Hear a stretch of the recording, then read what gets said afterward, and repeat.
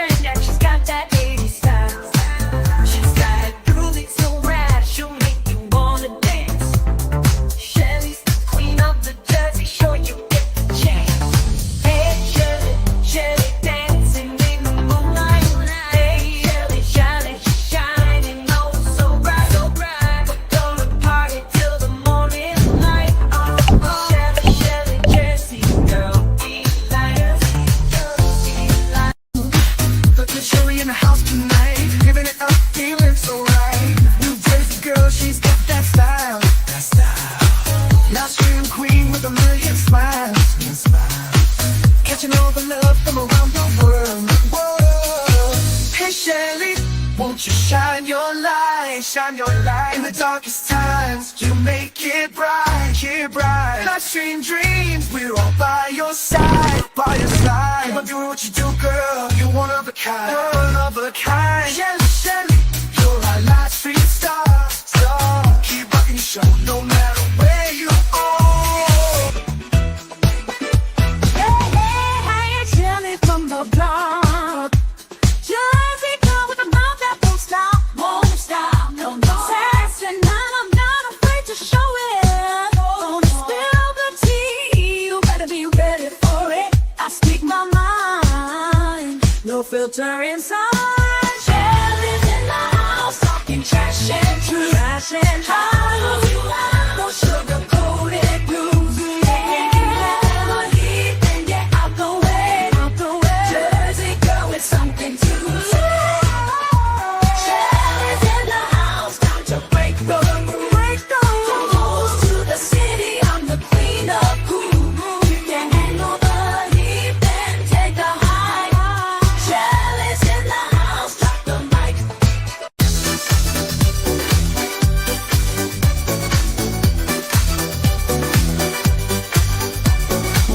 Hey, Shelly in the house tonight, living it up, feeling so right. Yeah. New Jersey girl, she's got that style. Live stream queen with a million smiles, and she know the love from around the world. Hey Shelly, won't you shine your light? It's time to make it right. Live stream dreams with a wayside. You're one of a kind. Shelly, Shelly, you're a live stream star. Hello there, everybody. Welcome to Coffee and Chaos. This is Shelly, your mouthy mama, talking trash and truth. It is 10:02 a.m. on January 19th, 2026. How do I sound to you guys? Because my old mic won't work. So I'm using a headset. Let me know how it sounds. Yeah, it's been a minute. It's been a minute. I feel like I haven't talked to you guys in forever. I want to say hi to my chat real quick because I missed you guys. We got Heidi out there dropping all the links. Wolfram, he wipes his paws, he lopes in, and he howls.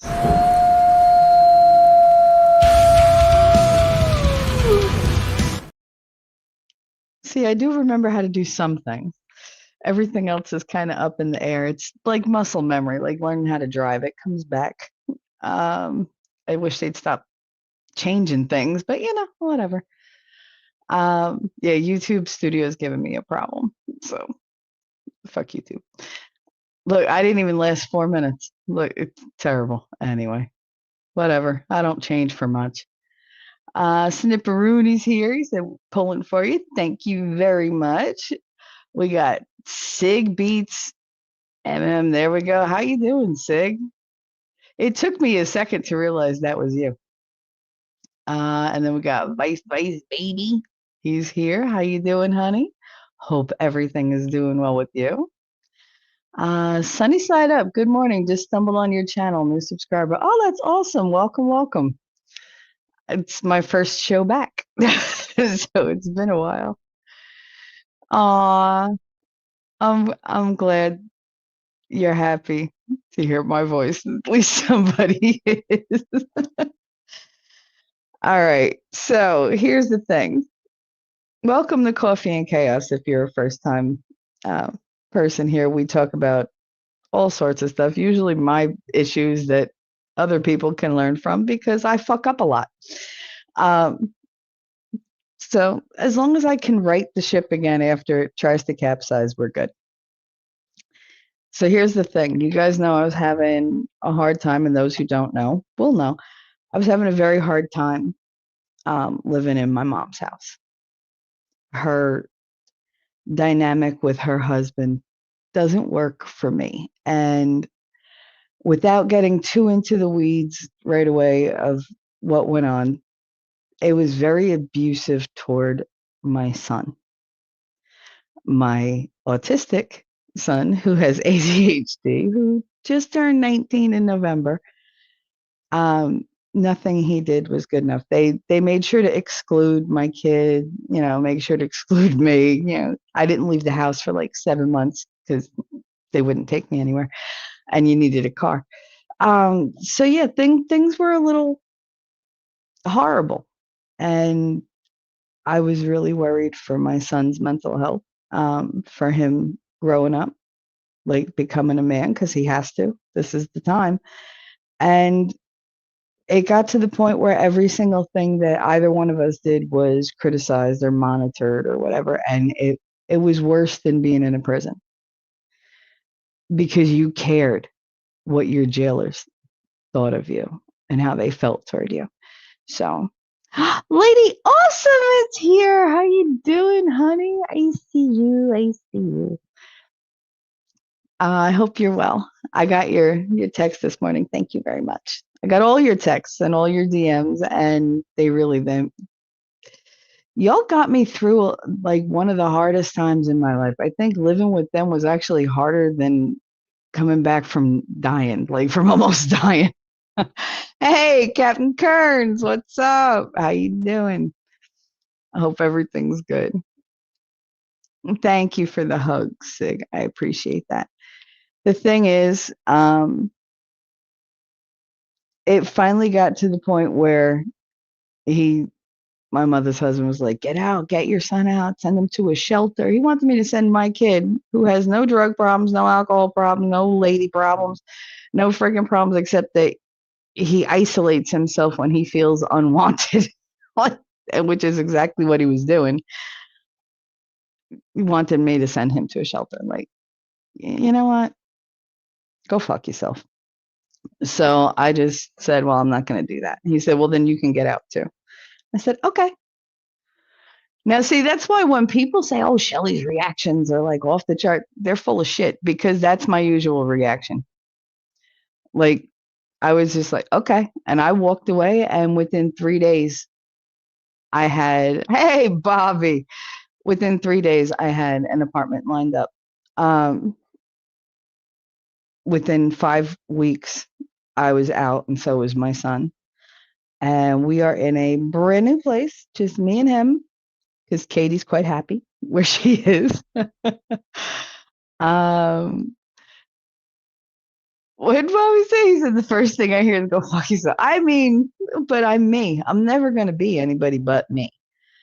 And so right now I'm rambling because I'm out of practice doing this. And I'm trying to not give too many details, but like to give you the backstory. So anyway, so we're in a new place. We're settled in. Y'all, it took me literally 2 weeks to like have this apartment looking like we've lived here for a year. Like there's stuff up on the walls, and like I have all the furniture. I had to start from scratch, which that's part of the reason for doing this. Thank you, Bobby. I missed you guys. I really did. It's just I did not have any energy to give anybody but the situation I was in. Like constantly babysitting my mother, keeping her happy. Because if I kept her happy, it usually kept him happy. And then he would stay off my son's back. I went to my mother's house on Friday to fix my daughter's phone. And I had it. I couldn't believe my eyes. I hadn't been there in 2 weeks. And it was like so dirty. Like I was like, there's nobody clean. And I think they're very soon going to realize everything that I did when I was there because I kept that place spotless. So and I cooked and I did whatever. So if they want to argue and let it be messy, that's on them. My new apartment is very, very nice. It's it's not the Taj Mahal or anything. It's a 2 bedroom, 2 bath apartment, but it's ours. And nobody gets to hold it over my head. And nobody gets to say, yeah, well, I'll kick you out if you don't do that. No, my life is on my terms now. If I want to stream, I'm going to stream. If I don't want to stream, I won't stream. If I want to go to the store, I get to go to the store. This is a freedom that I didn't realize I missed so much. Bobby, I'm so chaotic. I can make a mess in minutes. No, it's not about the mess. It's about that cozy, your home feeling. I asked my son yesterday, I said, do you like it here? Because he's been really sick. He got a really bad flu right after we moved, because we moved during a snowstorm, like you do when you live in the freaking mountains. It's snowing now. Um, so he's been really sick since we moved in. So he's just like getting over it now. But I said, are you happy here? Do you like it here? And he was like, oh, yeah. He was like, it's a whole different feel. He was like, I don't feel like I have to stay in my room. And he doesn't. He comes out and he'll like come in my room. He'll sit on my bed. He'll go in the living room and like watch TV. I had to get a TV so that we could do that. He'll sit at the dining room table and eat something, or he'll go in the kitchen and, make a big, thing in the air fryer or the oven or whatever, or he'll ask me to cook. There's just so much more interaction. Like he's got so much more life to him again. Like he's smiling. You want to go, here, you want to go for a walk? You want to do that? Like, and he's like, all right, he wants me to walk inside because he likes to have places for me to sit in case I get tired, which doesn't really happen much anymore. But he does get worried when I get dizzy. So he likes to have a place to like pick me up and sit me, because now like he's like, he just picks me up. And it's like, oh, okay. But he was like, I couldn't do that before. I was like, yeah, I know. Because if y'all don't know, I lost like a lot of weight. But that's what happens when you're that stressed out and you just can't eat. You can't eat because the people with you just make it so you can't do anything. So let me just take a little look at chat.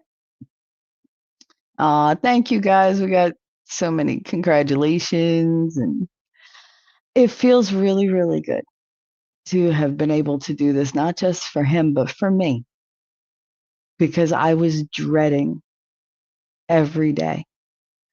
I couldn't go to sleep at night without heavily medicating with sedatives that the doctor prescribed to me, because he was afraid I was going to have a heart attack from my blood pressure being so high. Yeah, so it was really, really bad. And the thing is, like, I told her before I moved there that this was what was going to happen. I said, I know your pattern, woman. Like, I know how it is to live with you. And it's always him, but she's the instigator. She has to have drama. And I just want a nice, quiet house where I can cook for the people I love and like just sit and watch a movie or whatever and just be. And I couldn't do that. And my kid couldn't do that. Katie does it because she don't give a shit. Katie's very much about Katie, and I love that about her. She's gonna be just fine. And they dote on her because how would that look? Bobby said I'm sick. Yeah, you can wait. Sig said, now I have Bob Saget in my head. There's shit on the walls. There's shit everywhere. I mean, yeah. That's kind of what it felt like when I went there. I was like, oh my God, why is it so dirty? Like I'm not like a clean freak, but I don't like to see anything on the floors. I don't like to see countertops be dirty. It's like, it's just icky. Lady said, I don't know what's in the air with the boomers, but your situation is the third situation I've heard where a boomer basically kicked family out. Yeah. Bobby said they do that. Well, Snipperoni, wow, a dizzy woman. I said dizzy, not ditzy. There's a difference. Okay? There's a difference. Oh God, you're gonna extend Shelly for chat. Your nerves were so tore up. Oh, Shelly, send you virtual. Thank you, sweetie. I appreciate that. I do appreciate that. Oh God, kind of shady. In you, out you, all around you. Hi, honey. How are you? I've missed you, and you sound fantastic. Thank you so much. I'm on the Bluetooth headset that I use to talk to Winning every night. And I was very nervous last night, though. I was like, oh my God, my mic's not working. My mic just I don't know what happened. It just went to absolute shit. It was crackling and everything. I was like, forget it. But no, I wanted to get on here and talk to you guys and tell you I miss you. I've only been here, what? Today's the 18th. I moved in on the 30th of December. So I'm here less than 3 weeks. And I know all the things, like all the stores around me. It's the first thing Connor and I did, but we got we went looking for stores. I'm so happy. Like I'm just surrounded by shopping. I have no money, but I'm surrounded by shopping. Um, but what makes me happy is the opportunity is there.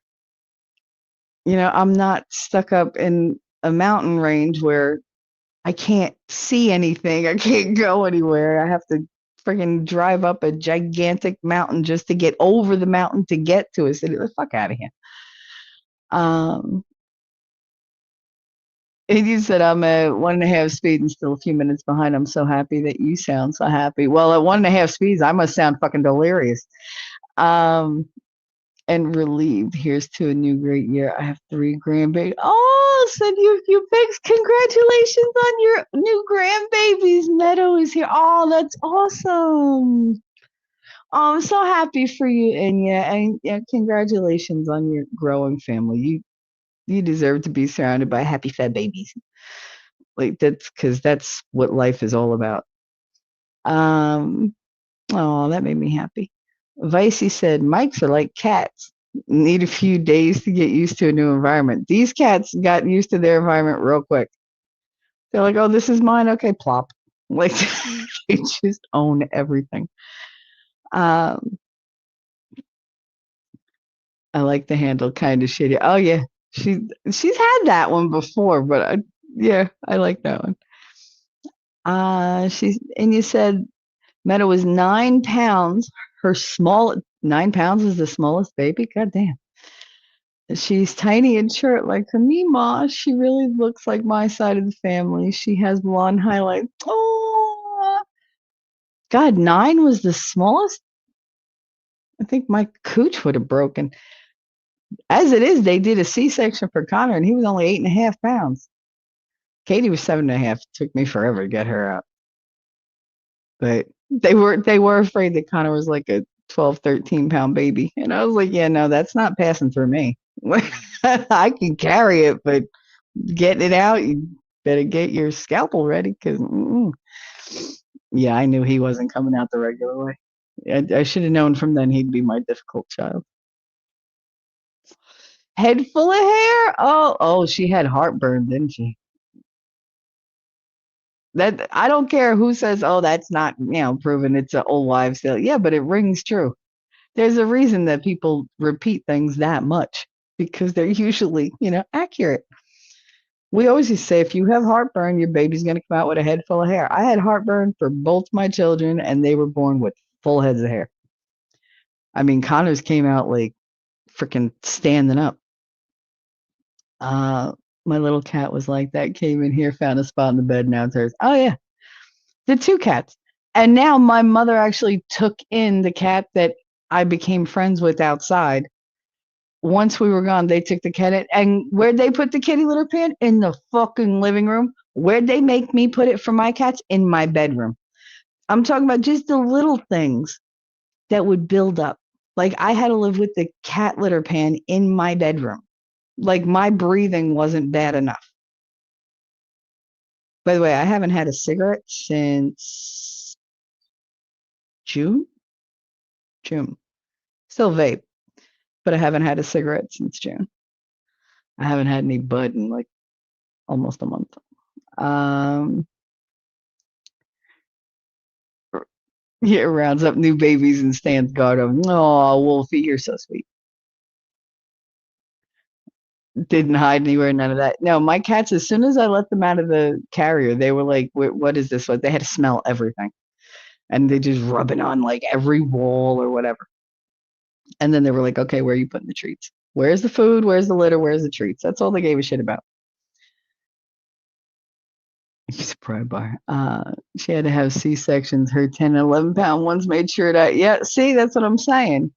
The worst heartburn. Absolutely. My daughter's birth pic, she has a little ponytail. Oh, that's so cute. See, I was born like covered in hair because I was a preemie. My mother said I looked like a duck. If you think about it, the very first words out of her mouth when I was born was an insult. So I don't know why I expected any better. But it is what it is. Living with other people sucks. I mean, it kind of does. It kind of does. The thing I'm very good at taking care of other people, and I was very, very good at taking care of her, but it was never enough. Like no matter how good I was, it was there's no I could pick on there. Let me look at him and let me pick on him, even though I don't know what he's doing and I have no clue.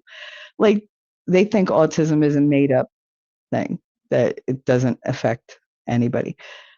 Same thing with ADHD. That's not going to affect you. You got to, rise above it. You got to do whatever.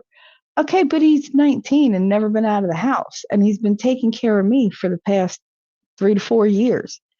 Like he wasn't socialized as a teenager. Yeah, and then they're like constantly like expecting him and me to have like this psychic ability. This all started because my mother wanted a fucking leaf blower. And then she got it for her birthday. They went out to do the leaf blower, and none of us knew. I didn't hear the leaf blower. She said, she don't touch it. I want to do it. Or my mother's thing, don't touch it. I want to do it. And they went out and she went and did the leaf blower. None of us knew. She comes in and she's all like exhausted. And she was like, he could have come out and helped. Help with what? Get guts. Like, help with what were you doing? I was using the leaf blower. Okay, you said you wanted to do it. Why would we, one, know you were doing it? Two, know you wanted help when you specifically told us you didn't want help? Like, I mean, I used to go out and help her with the weed whacker, and she used to hit me for it. Like, get away, I can do it. You treat me like an invalid. Hey, Jacob Peets, what's up? Autism, ADHD is a trip. Yes, it sure is. And then you add in the fact that he is like socially stunted. Like that don't help. It don't help. This kid went and got his GED online in 5 weeks. Now there's 4 parts to the GED. He didn't fail one freaking part. Not one. He got amazing scores. He even got college ready, like college credit, like ability score on one of them, that if he applies, he can use this portion of the test to get out of taking like those credits. But he did it in 5 weeks. It was harder on me than it was on him because it was, is he doing it? Is he doing it? What is he doing? What is he doing? What is he doing? Every day he had to like do this, do this, do this, do this, do this, do that. And it was like, oh my God, it was horrible. And I couldn't leave him there. I couldn't do it. And when you threaten to take my kid away from me, like to send my kid away from me and put them in danger, oh no, see, you brought out a whole different side of me because now I'm not scared of you. Now I'm not worried that I'm going to fall or that I'm going to get sick or that I'm going to need. Now I'm like, oh, I got to get my kid the fuck out. And obviously he can't go by himself, so I had to go with him. So it's just, it was a lot. It was a lot. Bobby said, I grew up in an abusive household. Every time I failed, wham. Yep, those old farts just refuse to acknowledge it exists. It absolutely exists. And he does try really, really hard, but nothing he did was good enough. Nothing he did. Literally on that Friday, his GED came in the mail. And that next day, he was like, he's going to take him to a shelter. And that's not the first time he said, take him to a shelter. He wanted to send him away to his father, who he doesn't even like have a relationship with. who's a piece of shit himself, and say, "Oh, yeah, he's lazy." He called my son a bum because he wasn't outside um, shoveling snow. Called him a bum, and over and over and over, and he was just getting more. And I said, "I don't know why you're getting riled up. Like, I already have the apartment lined up. We're leaving. So this is like pointless." When I saw my mother on Friday, she was yelling at me about, you know. I said, "Nah, we're not. No." Like, I shut her right down. I was like, "Nope." I was like, "You don't get to tell me what to do. You don't get to ask me questions about what I'm doing. You don't get to tell me what to do." Hey, Ronnie, what's up? Um, but yeah, no. Like, if I'm not in your household, then you don't have anything to hold over my head. You got no leverage. And that was what changed. That was what was really important. Um, that I wasn't living by somebody else's rules. I'm not looking to break any molds here, like being like, "Oh my God, she went." I just want you guys to know that no matter how bad it gets, you can change it. It might take some time. It might take a hell of a lot of effort. It may take reserves of energy you didn't know you had. For me, it took a lot of um, tenacity. I had to be relentless when it came to like renting and like keep calling people, calling people, calling people, calling people. Push for this, get it through, okay, but I want it done now. I want it done today. I want it like, can you, reduce this? Can I get a discount on this? Is there a way I could work around this? What do I have to supply for this? I had lists upon lists upon lists. I would wake up and immediately start. So in a week, I was set.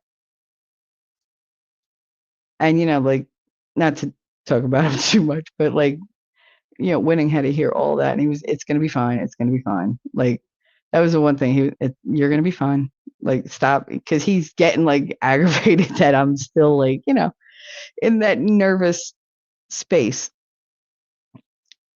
And I guess it might come across like I don't want to be happy. I do want to be happy. I don't know how to be. I don't know how to relax anymore. I don't know how to do anything that I did before because I got so conditioned to worrying about everybody else to keep the peace, to keep myself and my kids safe. And that was the most draining experience of my life. Like, my grandmother was a taskmaster, but she never did that kind of stuff. But these two, the level of narcissism and codependency and just the need for creating the drama and the chaos to keep them afloat. I've never seen anything like it. Never seen anything like it. And I never want to again. I would never want to do that to anybody, make anybody feel that unwanted, that undeserving. One of the reasons that I didn't do my show anymore was because my mother belittled it so much. She was like, "Oh, you got nobody watching." It wasn't about people watching. I was never going to have like, salty cracker success or whatever. Like, it was never going to, I was not going to be the beast of emotions. Like, that wasn't going to happen. I went on to help other people and help myself because there was nobody in my life, like my mother, that I could trust with being vulnerable. What does that say? That strangers were kinder to me than the people that I loved most in life. So this is a whole transition. Everything's new. It's a new place. I don't know anybody. I don't know that I want to know anybody, but if I have this, then I don't feel so isolated. And that's what I've been feeling like since everything is in its place in the apartment. I feel very isolated. Just very alone. But there's things that I have to do, and I'm doing them. So I have pride in what I'm doing. I'm happy to be here. I'm relieved, but it's just kind of like, okay, now what? Because I'm not a person who just does day to day. I plan. I've always planned. I need to know what's coming up so I can be prepared for it. Um, and he said, wow, seeing so many people I haven't seen in a bit. Yeah, well, my people. I love my people. People ain't nice. You people are. You people have a lot of heart. And I desperately needed to be reminded that there are people out there with heart. Um, hey there, Shady, been a while. Yeah, not much new with me though. Jacob, I hope you're doing well. I do. I hope you're settled in because last time I talked to you, you were settling in. So I hope everything's going well. Hit me up on um in a DM. Let me know what's going on since I haven't heard from you in a while. All this sounds very familiar, right? Glad you fought for him, T3. I will always fight for my babies. Always. And Katie, I talk to Katie more now than I did when I lived in the house with her. But she was very happy on Friday. She kept hugging me and hugging me. So, and of course, in typical me, I walked in and was like, I'm here to do my laundry. I was there to fix her phone, but I figured, fuck it, I might as well do my laundry. My mom changed the locks on my oldest daughter and then had my brother call the pound saying he found my daughter's dog roaming. Oh, what a bitch. Yeah, my mother was like, oh, she said, you still have keys. I took them right off my keychain. I was like, there you go. She goes, Connor still has his. I said, well, since he would have to hoof it here, I highly doubt he's going to rob you. I said, but we'll look for them. I ain't looking for them. I don't give a fuck. She wanted the keys back to the house. Okay. Well, I don't see that.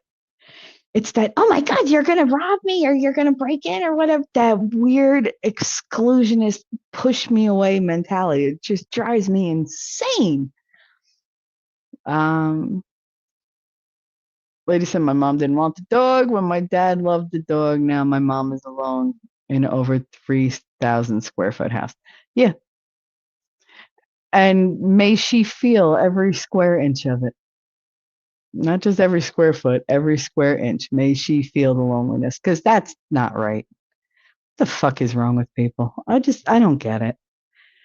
It doesn't take a lot of energy to be thoughtful or be kind. And some people just can't seem to manage it. They only think about themselves. And it's like bare minimum for you. And then they think like, oh my God, like I did everything for you. No, you fucking didn't. Like, stop it. Narcissists train people to act like narcissists. And I don't think there's a way to escape that at this point. You could do everything for somebody. You could show up every day, you could give everything you've got, and they will still turn around and find fault with you. Those are people you don't need to have in your life. And I refuse to be anybody's punching bag anymore. Like I can't. Not only is it a bad example for my kids, but I don't deserve that bullshit. I don't. I've come through so much and I'm a good person and I'm an asset. And if you can't see it, oh, you can go fuck yourself too. But that's going to be my attitude going out because I'm tired of being afraid of like maybe somebody not liking me or whatever. Like, you don't like me, don't like me. Different strokes for different folks, I guess. I wrote down some stuff. My son was the one who actually convinced me to stream because he said that he's seen me like get more and more depressed, like with every day here, because I'm so isolated because I had nobody to talk to. It's like I'm a talker. I need to get things out of my head, and there was no place to do that. So he said, "I think you should stream." He was like, and he goes, I definitely think you should reconnect with your friends from Wallace, with my Hoboken peeps.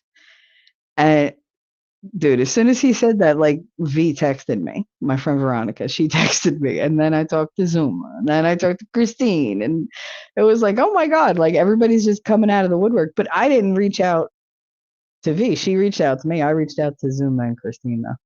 And they were like, "Oh my God, you're alive!" They were so happy. It was like, okay. Um, Christine also encouraged me to do the podcast. She was like, "Are you ever going to podcast again?" I was like, "Girl, did you even listen to them?" She's like, "Everyone." I listened to everyone. I was like, "Oh fuck!" Like, and I didn't realize that I had disconnected from my friends so much that the only way that they could hear me was through the podcast, was online. And I feel really bad about that now. I mean, I did it maybe because I needed to do it. I can't even say definitely because I probably could have reached out. It's just I tend to isolate when things get overwhelming. I also thought that, they were never going to see me again. So I wanted to make that pain as little as possible. I didn't want them to see me in the shape I was in. Being unable to walk or whatever. That's not the Shelly they were used to. They were used to me take charge and, tits up, shoulders back, like dancing all around the school and singing all the time and just being me. And I wasn't that for a very long time. And I didn't want them to see what I had turned into. The literal like monster that I saw myself as, sitting in that damn recliner, just waiting to die. Because that's what I was doing. Even at my mother's, I was just waiting to die. It took for them literally threatening my son for me to be like, oh, hell no. And it started me into really moving and doing stuff, and shit got done. You figure I've only been mobile since April. It's not even a year. And the change in me is ridiculous. Like, I feel better than I did well before I got sick, like years before. And it's amazing. It's an amazing feeling, and I love it. And I'm very thankful that my son put the thought in my head and that Christine, without even realizing it, backed it up. And Zuma was like, "You need to do something." And he was like, "I miss hearing you." I was like, oh. It was a lot, but I'm glad I made the decision to come back. I missed you guys. That doesn't mean I'm going to have a regular show. It just means I'm going to stop in and we can bullshit for a while. Because for me, it's not about the numbers. It's about me and it's about you. All of you. Damn boomers again. Snipperoni said, "Oh, and you have help." I hope so. I hope so, because otherwise me sharing my pain on here is just me being, you know, self-centered if it's not helping anybody. And that's been brought up about me talking about me. What else am I supposed to fucking talk about? Could you tell me? What else am I supposed to? If I'm talking about emotional shit that I know as relevant in my life and my take on it, I'm going to do it from my perspective. Is it to help me? Yes. Is it to help other people? Yes. Do everybody have to understand that? Or maybe they'll just think I'm this, I don't know, like egocentric person? Go the fuck ahead. If I was egocentric, I wouldn't take care of nobody. I wouldn't give a shit about anybody. I would just care about me. I should really live that way because I'd probably, be happier or at least more secure, but that's not me. And I'm not changing who I am to please anybody else. Ever. Lady said, "We missed you, Shelly. So glad you streamed. I'm glad that you're here. I was hoping you would." Did they take the dog? And you said, "Did they take the dog?" Oh, I hope they went and picked up the dog. I don't got no heart. Vice said, "I don't got no heart, so I know you ain't talking about me." You have a beautiful heart. Shut up. They contacted my daughter because if it had a chip, but my daughter doesn't have a dog-friendly place, and now the dog is up for adoption. Aw. I mean, adoption isn't big. Dogs usually they go kind of quick now. Everybody wants dogs. But oh, Suzanne, how you doing, Suzanne? I know I'm a little behind in chat. I'm like 5 minutes behind. Give me a break. I'm rusty. Um, Bobby said the way your mom sounds is actually way more common than you realize, T3. She's just ridiculous. Just absolutely ridiculous. And everything is my husband, my husband. Like the man can do no wrong. And I sit there and I listen to him talk and I'm just like, whatever. Like whatever. Well, I don't care. And you said the abuse is like a circle. Well, the problem I see next door is I guess it's hard to see when you're in the middle of it, though. My neighbor and her grown son have a really bad relationship. Like abusive or like codependent or what? Because that's a thing too. I have a hard time not doing for my kids. It's funny because Katie, I pushed really, really hard, and Connor, I coddled really, really hard, and it should have been the other way around. I've told them both he needs to move. He's that bad, huh? Suzanne, I hope you're well. Tell Harlem I said hi. Hope you guys are nice and toasty in the house because I know it's got to be cold as shit up there right now. Lady said, so sad, an elderly dog. He's over 9. Oh, no. And my mom's bitch ass didn't bat an eye. Blames my daughter, says she's going to be 30 and doesn't have a place to go. You know, women like that, I don't get it. I don't get not being there for your kids, your grandkids. Like, yeah, we all are born alone and die alone, but you want somebody to give a shit about you throughout your life at some point. I know there are people who are like, oh, I don't care. Yeah, whatever. Yes, you do. Like, you could lie to yourself what you want. Don't fucking lie to me. Snipperina said, your friends must think I'm a complete weirdo. No. Why would anybody think you're not a weirdo? I did show Zuma one of your paintings they did. I took a screenshot of it because it was so pretty. The one of the dog that reminded me of Rocky. And I showed her one of your duck things that you painted in the beginning. She was like, oh, you just like being around talented people. I was like, I really do. I'm just going through chat. Don't cry, Shelly. I can't take that right now. Oh, I'm not gonna cry. No. No, I'm not gonna cry. I'm not in that headspace right now. We might get there, but no, I'm just this morning of all mornings, I woke up very congested. I haven't been congested in like a couple days because I mean he got the flu, but I got a cold. And I felt fine, but then I was like, like, all right, why am I getting like this? I haven't had to do this in like months. But it's like whatever. But no, I'm not gonna cry. It was when he was like, okay, you have your show, you cried, where I was like, I'm not gonna cry. So, we shall see. I hate it when he winds up being right. So, oh, Anya, did you get any snow? How about you, Jacob? Because I heard that Florida got snow. I was like, oh. Suzanne said Harlem's doing great. Shelly, he's 17 years old now and grown up to be a fine man. That's excellent. Excellent, honey. I'm so proud of him. And I'm proud of you. You really, you've been there with him. You never gave up. And you guys actually get along really well. I wish my mother and her grandson got along so well.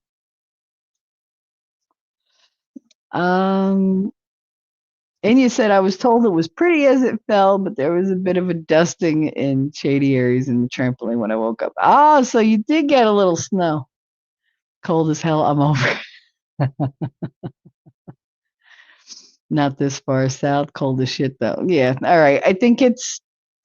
I got an alert this morning saying it's 17 degrees out, but we're looking at wind chills of minus 15 and minus 20 for the next like 2 days. I was like, yeah, I ain't leaving the house.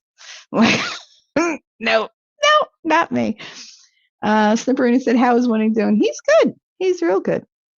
Yeah, he's real good. Busy, focused, and you know, it's been a lot this year. just a lot of changes and a lot of, a lot of drama, a lot of heartache, and mostly, for me. But I mean, he had to deal with that.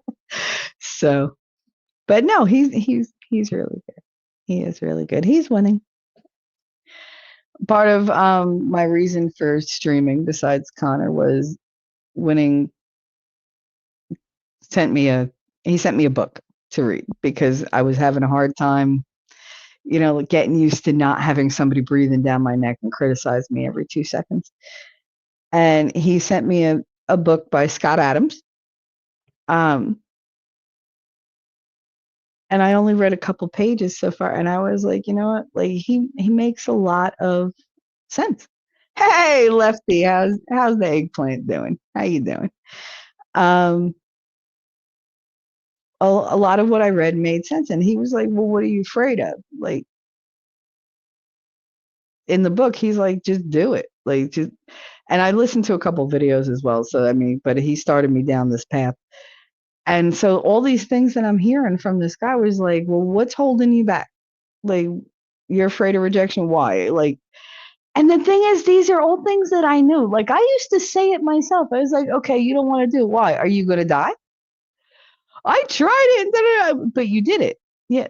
But I didn't like, but did you die? No. Well, then shut the fuck up about it. You did it. Like, it was like, it was a thing. And that was my mindset. But sometimes I need to be reminded in different ways. And that was a really good way. And I was sitting here thinking, like, okay, he was like, find the truth behind why you want to do things. And so I was like writing down some stuff. And, I said, I don't know what I want to do. And that's a truth. It might not be a great truth, but it's a truth. I don't know what I want to do. I don't know what I can do yet because I'm still improving. Every day I'm improving. Every day I'm trying something new. Like last week by myself, I went down to the basement to go check out the laundry facilities and came back up. Now, me going down an entire flight of stairs and come back up a flight of stairs by myself would never have happened a year ago. Even trying it, like the thought of trying it would have terrified me into not even standing up. This time I was like, oh, I want to see downstairs. And I didn't think about it. I just went. When I got to the top step, I was like, bitch, remember, be careful. Like, you don't get up as fast as you used to. Like, because I'm afraid if I fall and something breaks, like, it's just going to stay broken. So I'm a little more careful. But I was just like, okay, like, careful. Your knees aren't what they were. And I did. I didn't like go down the steps like 1, 2. I went brum, brum, brum, brum. Like I literally went down the stairs like I used to, and then I got to the bottom. I said, "Well, that was stupid." But I was like, "But you did it, so it's okay." Like, and that used to be my life. I didn't get afraid of things. I just did them, and then said, "Well, we lived through that. Shit, that was. I didn't think that one we were gonna make it through that, but fuck it, we did it." Like I didn't have fear of everything. Where'd that fear come from? That fear came from people picking at you constantly and telling you, you can't, you can't, you can't, you can't. And I was constantly being told, you can't do this, you can't do that, you're not good at this, you're not going to do that. I don't like that you want to do this. I don't want that. So it was all no, no, no, no, no, no, no, no, no. Whereas I'm the person who always says yes. I've told you guys when I met you guys, when I started, sure, I said, I don't know how to say no. I need to learn how to say no. Because I'm very much yeah, all right, let's go. Yeah, okay, let's do it. Yeah, okay. Yeah, why not? I've always been that person. That's how I get into trouble all the time. But, I was always reckless. And then suddenly being reckless was a bad thing.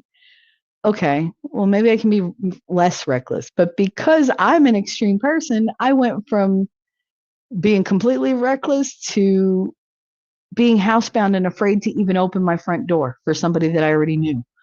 So I couldn't find that middle ground. I'm looking for that now. Ronnie, just the thought of a basement gives me the heebie-jeebies.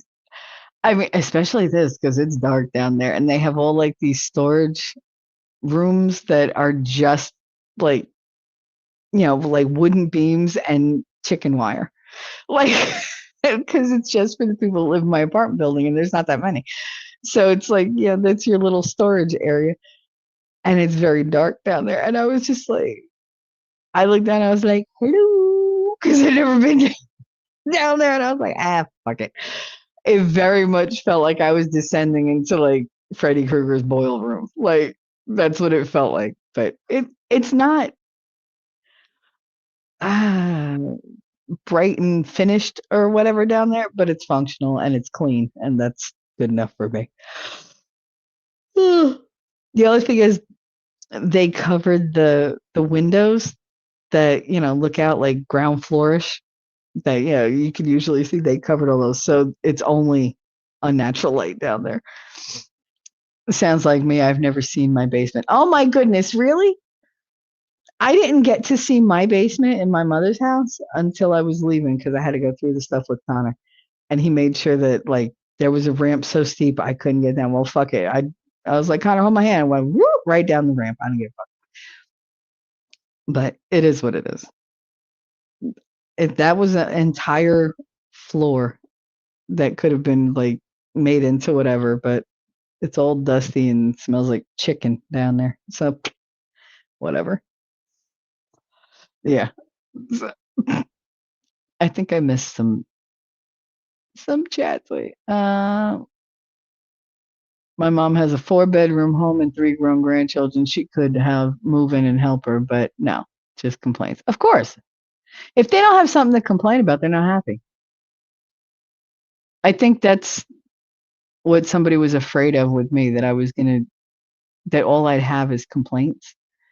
But no, I mean, I do need to talk. It's just right now, yeah, I do have a couple complaints. Oh, well. Same here. My customers can't wait till it warms up for the site visits, working from home where I can't. Really? Really?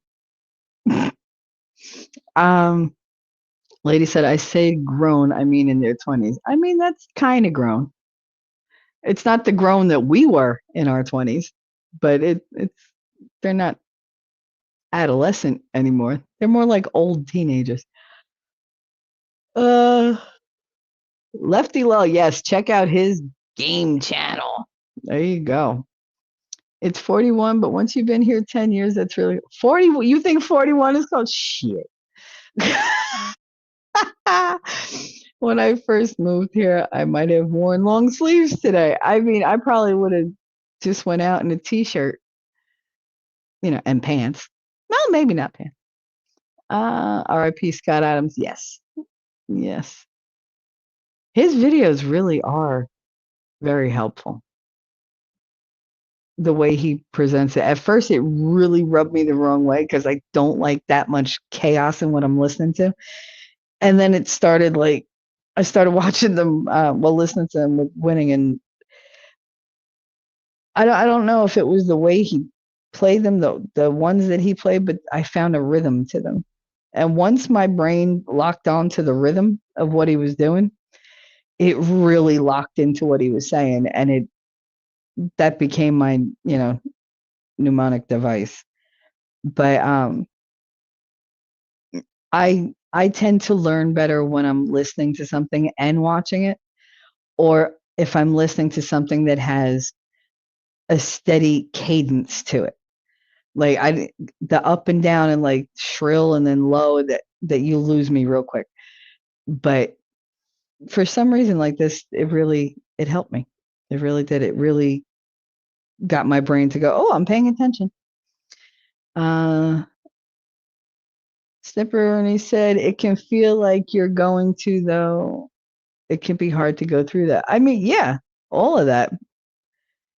It's really hard to live with somebody who has absolutely no appreciation for anything that you do. I'm not that high-end kind of girl. I don't need the expensive shit. I don't need the glitz and, the big gestures. What I need is appreciation. I'll move mountains for you if you appreciate me. And as soon as you start taking me for granted and I've given you a chance to like course correct, I'm out. I'm gone. I detach and I just once I start going, yeah, go ahead, do you? Go ahead, go do your own thing. Oh yeah, no, yeah, sounds like a good idea. You should do that. When I stop giving any kind of honest input and just go, yeah, go ahead, go do it. Like whatever makes you happy, I'm done. I'm done. it's just that's just who I am. I'm like, all right, you don't want to be here. I don't want to be here. So just go. Don't waste my time. And I'm like that with everybody. My mother's not like that. My mother likes to get in like a tick. That's another thing. He got Lyme disease. He got bit by a tick, got Lyme disease. And who drove her ass to the hospital every day to go see him, which was not close by? Me. Who took care of both of them when they were sick? Who took care of him? Who told him what was wrong with him? Who told him how to take his medicine? Who made him fucking chicken soup? Who made like all these different things? Made sure the house was clean, make sure everybody was quiet. Yeah, no, it doesn't matter. Doesn't matter. I just totally took it for granted. So fuck it. I'm not there to do it. So take care of each other and take care of yourselves because I'm not going to be around to go get your mail for you or whatever. I'm just looking through. Apparently, I have two. You have 2 bedrooms in your basement. You've never been there. Why? Did you at least send Harlem down there to see what it's like? Vice smells like chicken. No, it doesn't smell like cooked chicken. It smells like poultry chicken, like with feathers, because that's where he had all the damn chickens. Buffalo Bill's basement. It puts the lotion in the basket. It puts the lotion on its skin. Put the fucking dog in the basket when she kidnapped that dog. Shelly, I have not left the house in 2 years. Susan, really? Why? Pants are prison. Pants are prison. I try not to wear them whenever I can. Why? What's going on? So, talk to us. Yep, same. When I stop talking to you, it's over, and I don't have the energy for you. Yeah, I've checked out. Absolutely. When I stop giving you a hard time about the things that you're doing, or I stop asking questions, or I stop divulging like all the details of my fucking goings on, I'm done. And I don't get done because of me. I become done because of their interaction or their like I don't see my mother don't get it. Like she's my mother and I'm always gonna want that approval and that love. And I'm at the point where I know I'm never gonna get it. Like never. And it's kind of like a grieving process because it's sad. It's sad because I can't fathom that from a mother's point of view. I can't imagine conditionally loving my children. I have 2 of the most aggravating, high maintenance, moody, unappreciative children in the world at times. But I also have 2 of the most loving, thoughtful, giving, affectionate, supportive children in the world at times. I can't expect them to just be one thing. People are complex. They have ups and downs.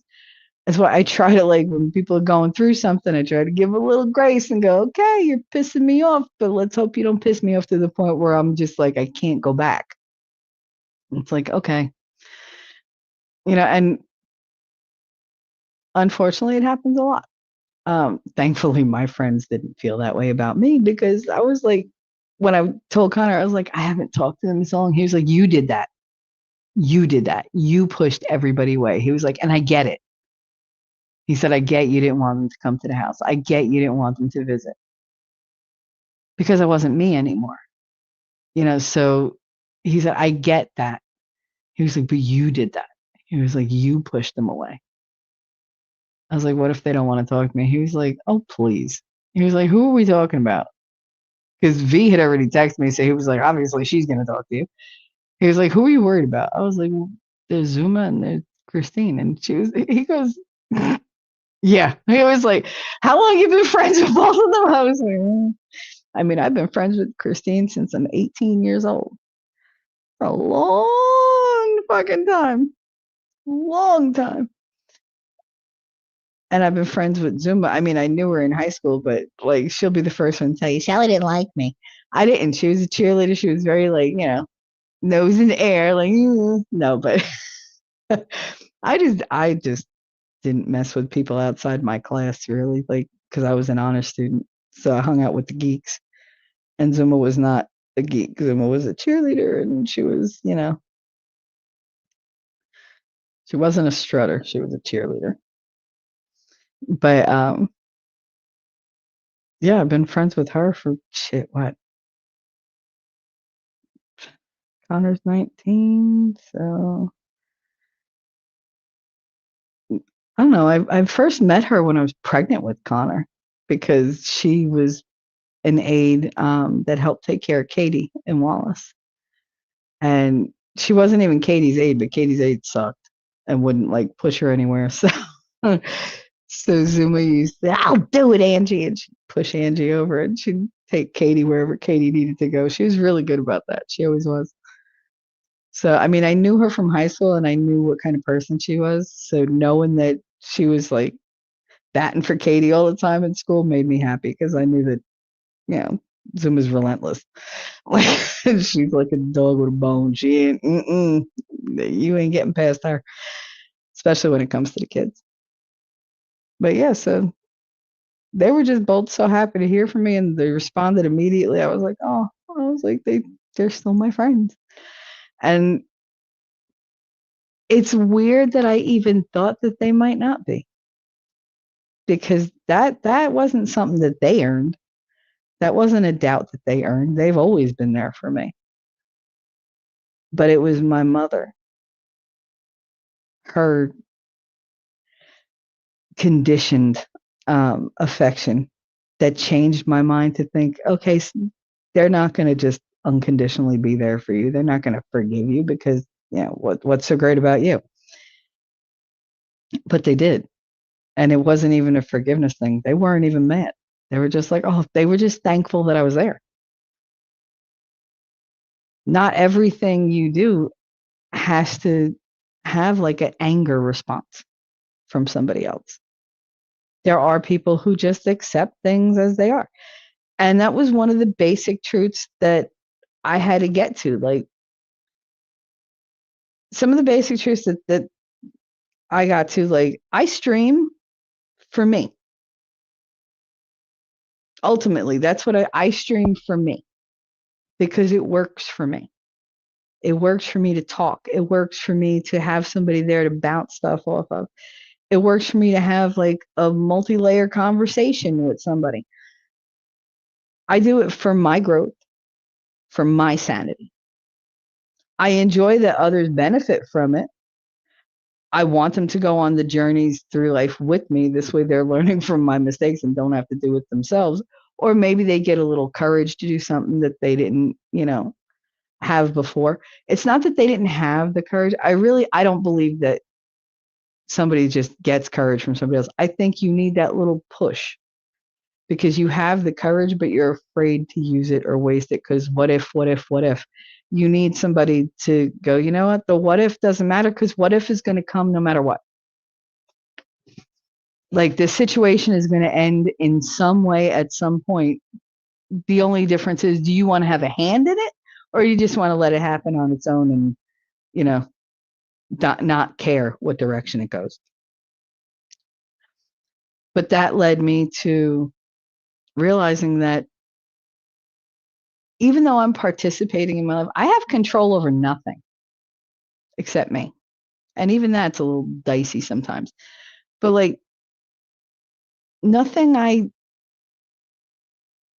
I do is completely in my control. And I keep trying to live that way. And I'm putting so much pressure on myself to make things go perfectly, to avoid all the catastrophic things that could go wrong, that I'm not enjoying any of the experiences because I'm so busy worrying about making them right. what's right? What's wrong? Like, it doesn't have to be perfect. I don't have to be perfect. I'm never going to be perfect. This is the version of me today. And every single day, I need to work toward being the better version of me every day. But that doesn't mean that the version of me that already exists is shit. It just means there's room for improvement. I'm worthy. Like, I got really upset talking last night to Winning about something that I said that, and that's what made me cry last night. I'm worthy of taking up space. I'm worthy of being heard. My voice matters. My existence matters. And I have every right to be here and be happy and be strong and be weak and be me and everything that goes with that.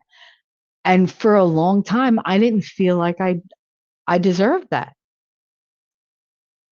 because people made it that I was such an imposition, that, every battle was going to be uphill for me. And, oh, I just, I'm of that age. You're of that age, so you can't do that anymore. Oh, you shouldn't do that. That's not, stop telling me what I'm capable of.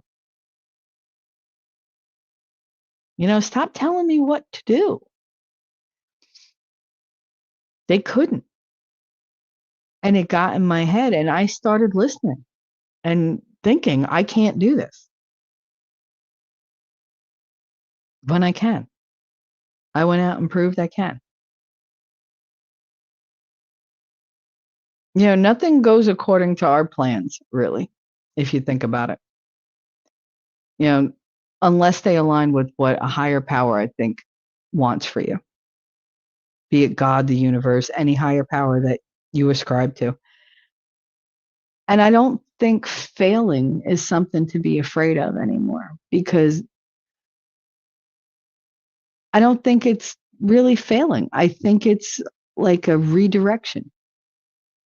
It's something bigger than us saying, okay, you're doing this. This is not the path you're supposed to be on. So let's just get rid of this. Like, I'm either going to make it so that it's fruitless for you to try to pursue it, or I'm going to make it like dreadful enough that you avoid it. But I need to redirect you.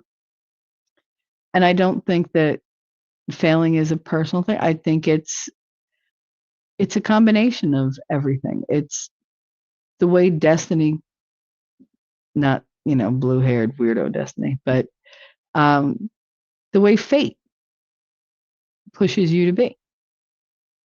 You're headed down a path. It's a predetermined path that I believe God, the universe, has plans for all of us. We have a purpose. Finding that purpose is challenging. It really is.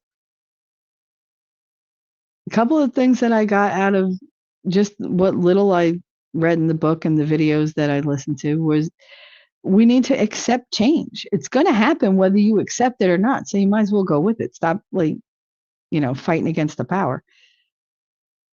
You got to face your fears. You got to breathe. And you got to let go. I've always told you guys that I think you're all amazing. You're amazing, and you're complex, and you're worthy of love and success and happiness.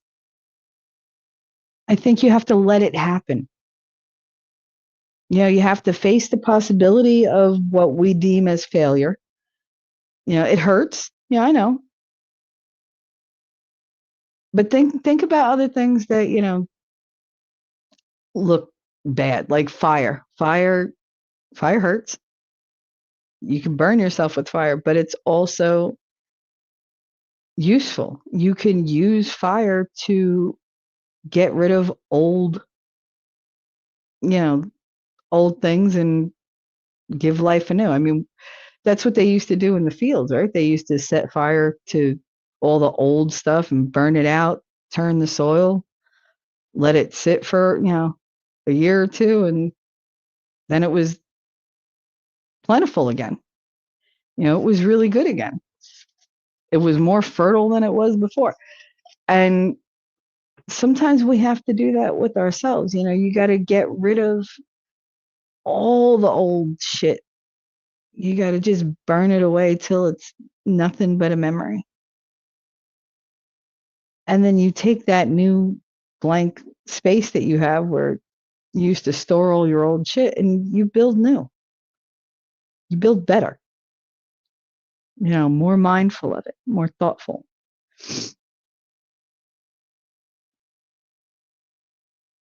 It always reminds me that you know how I am about movies. I love movies, love music, and I tend to take things from it. And I was thinking of like Home is Where the Heart Is. That's that movie with Natalie Portman and Ashley Judd. And it was one of Natalie Portman's like first movies. She's super young in it. And I love this movie. And Ashley Judd's character said, "Our lives change with every breath we take." And that always hit me because it's true. You don't know what's coming around the bend. You don't know what's waiting for you a second or two, from now, a week from now, a year from now. A year ago, I still couldn't walk around without like crying. I could not fry an egg at the stove without getting a stool to sit down halfway through because my back was so fucked up from trying to like hold me up and like trying to like correct my posture and everything. I couldn't do it. Couldn't do it. Now I'm, hopping downstairs, flights of stairs. I'm cooking all the time. I love cooking for my son because at least he's appreciative of the food. But I'm able to get up and clean. I have my Gazelle at the end of my bed that I've been getting on every day, and I sit there. It's like skiing, but it's like so low impact on my knees. It's fantastic. But I mean, I'm on that every day because I can't go out and walk anywhere because it's fucking snow. But I'm doing the things that I have to do to get to where I want to be. But I didn't think they were possible a year ago. I'm very proud of myself. I feel like I've made the impossible happen because I am so much more myself than I used to be. Are there things that I still have to fix? Yeah, I still gotta get leg surgery. It's gonna be unavoidable. And my stamina. Yeah. Yeah, I get bursts of energy where I'm like good for like an hour, 2 hours. I'm running around doing this, doing that, and all of a sudden I'm like, oh my God, I'm so tired. It's like somebody just cut my strings. But I'm not taking sedatives right now, which is great because it means that I don't have to take the sedatives to function. I could just function. I don't know. I want to live in the now. And I want you guys to understand that what I went through, nobody deserves to go through. Like you all and you deserve respect, to have your voice heard and counted. You're not insignificant. None of us are insignificant. Sometimes people can't tell trash from treasure. Surround yourself with people who know your worth, who know that they're lucky to be in your life, that they're lucky to know you. Because you don't exist to make everybody else happy and complete. You exist to make yourself complete so that, you're good for everything, not just other people. You're good for you. You're good for your animals. You're good for life. You're a just better person. Worry about you. You deserve love and affection. And I'm not talking about just touch affection. I'm talking about mindfulness. Somebody who thinks about your needs and meets them. They don't criticize anything that you need. They don't criticize your vulnerability. They can see that it's hard for you to do and you trust them. And so sometimes they have to, like bear the brunt of something. Have somebody like that in your life and you'll be in a much better place. Just know that you deserve that type of attention, that type of care from somebody else. You deserve patience and kindness and understanding. Your pain is not a joke. Nobody should make a joke at the expense of your pain. But having said that, don't dwell in your pain either. There's got to be a give and take. Building yourself up takes a lot of effort. Don't allow people to steal your joy or steal your accomplishments, no matter how big or small they are. Small matters. As a small person, small fucking matters. Without a solid, secure foundation, nothing stands for long. And it's the small details that really are important, the little things that go into building that foundation. So, be proud, be you, be kind, let shit go. Say your piece if you need to, and then just be done with it. I'm so tired of people with, there are still people who have my name in their mouth. And it's like, you know what? People that I've done so much for, and they love to turn around and I'm the victim and she did. I didn't do shit to you except deal with my own life and not have time to hold your hand forever. At some point, people got to do things on their own. Same way I have to.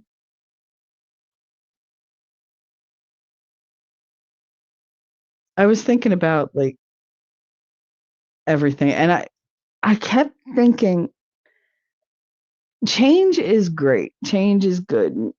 We're all a little afraid of change, but it takes some time to get the courage to do it, the transition after you do it and getting used to it and seeing if it works and then changing it again if you have to. But I kept thinking about if you don't want to change, if you keep doing the same thing, it's like rereading the last page of a book again and again and again. No matter how many times you read it, it's not going to change the ending. But it also doesn't erase everything that came before it that you enjoyed in the story. You don't have to throw the whole fucking book out the window because you don't like how it ended. If you like certain pieces of it, great.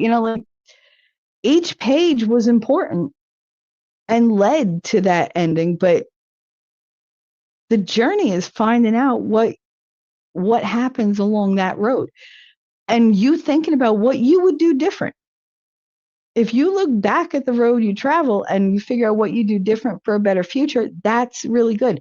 If you look back and you stay stuck in the past and you just keep going down that road again and again and again, you're just going to live in that book. You're never going to get beyond that. And we have to realize, when you reach the end of that book ended. There's no point in going back and rereading that last page, hoping that it's going to be different. That's just wishful thinking. It's irrational. What we need to do is we just need to move on and write a new story. I mean, think about it. It's your story. You get to determine what goes into it. You get to determine what you want that story to be. Who you want to include, who you want to exclude, how you want to be presented, the things you want to focus on, what chapters deserve more detail and more energy. Your whole life is a story. Characters, they come and go. You're the constant in your story. Treat yourself like you are the constant. Treat yourself with permanence in mind. Because everything you do to your life will stay with you. Everything else around that's not you, That's all temporary. It doesn't matter if you have the truest love partner in the world. They could be gone tomorrow. Maybe not by their own choice, but they could be gone tomorrow. You could be gone tomorrow. Where does that leave them? That's why you need to be complete as yourself. You need to write your own story. You need to be the author of your own story.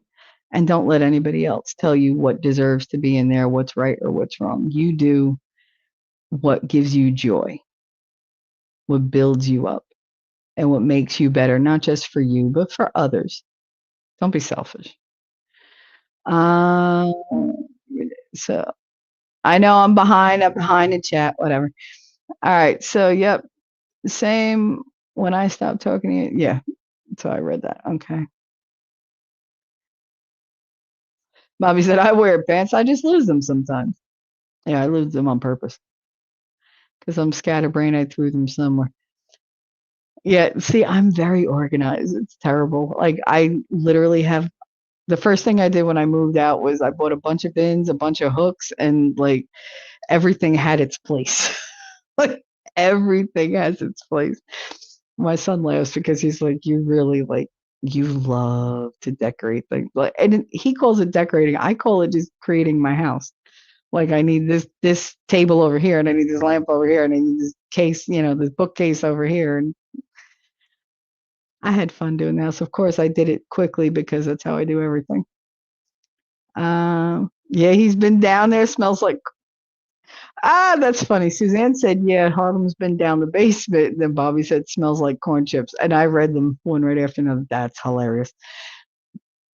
If you don't put them on, you always know where your pants are. That's true. That's true. They're not on you. That's where they are. No corn chips. I also know where they are when I have them on. What? Bobby said, I have the tism. I can't even take my shoes off. Oh, God. My son hasn't worn jeans since he was like 3. Suzanne, he just doesn't like the feel of them. I love jeans. I would live in jeans if I could. You need to tell folks to focus.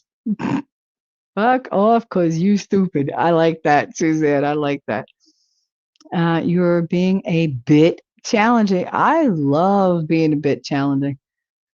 My mother loves to tell me that. She's like, oh, you always got to argue. I'm not arguing. I'm telling you what I did. You're telling me I'm wrong. I'm telling you shut the fuck up about it because it's not your business. Like, that's not me being argumentative. That's me telling you it's not your business. Shush. Like, you hush. And I say it in the nicest way possible until she pushes me. And then I go, it's not your fucking business. Shut up. I don't care that you're my mother. Like, if you acted like my mother, I'd give you the respect that I would normally give a mother 24/7. But no.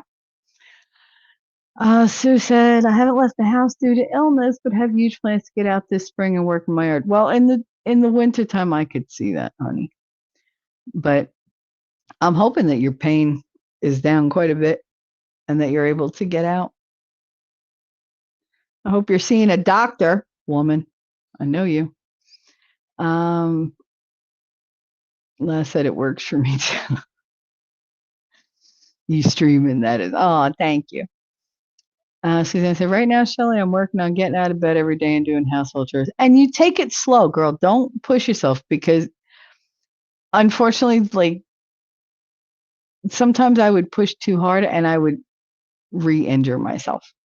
And that would set me back a couple days. I needed an outside motivator. I needed for it to be different, but just be careful, okay? Because I know as we get older, and I'm talking about myself mainly here, you get afraid because you don't bounce back like you used to. And you sure as shit don't bounce off the floor like you used to. I used to be able to like fall and get back up, be like, ha ha ha ha. Now I look at the floor like, no, if I fall, I ain't getting back up. Like, if I break something, I'm fucked.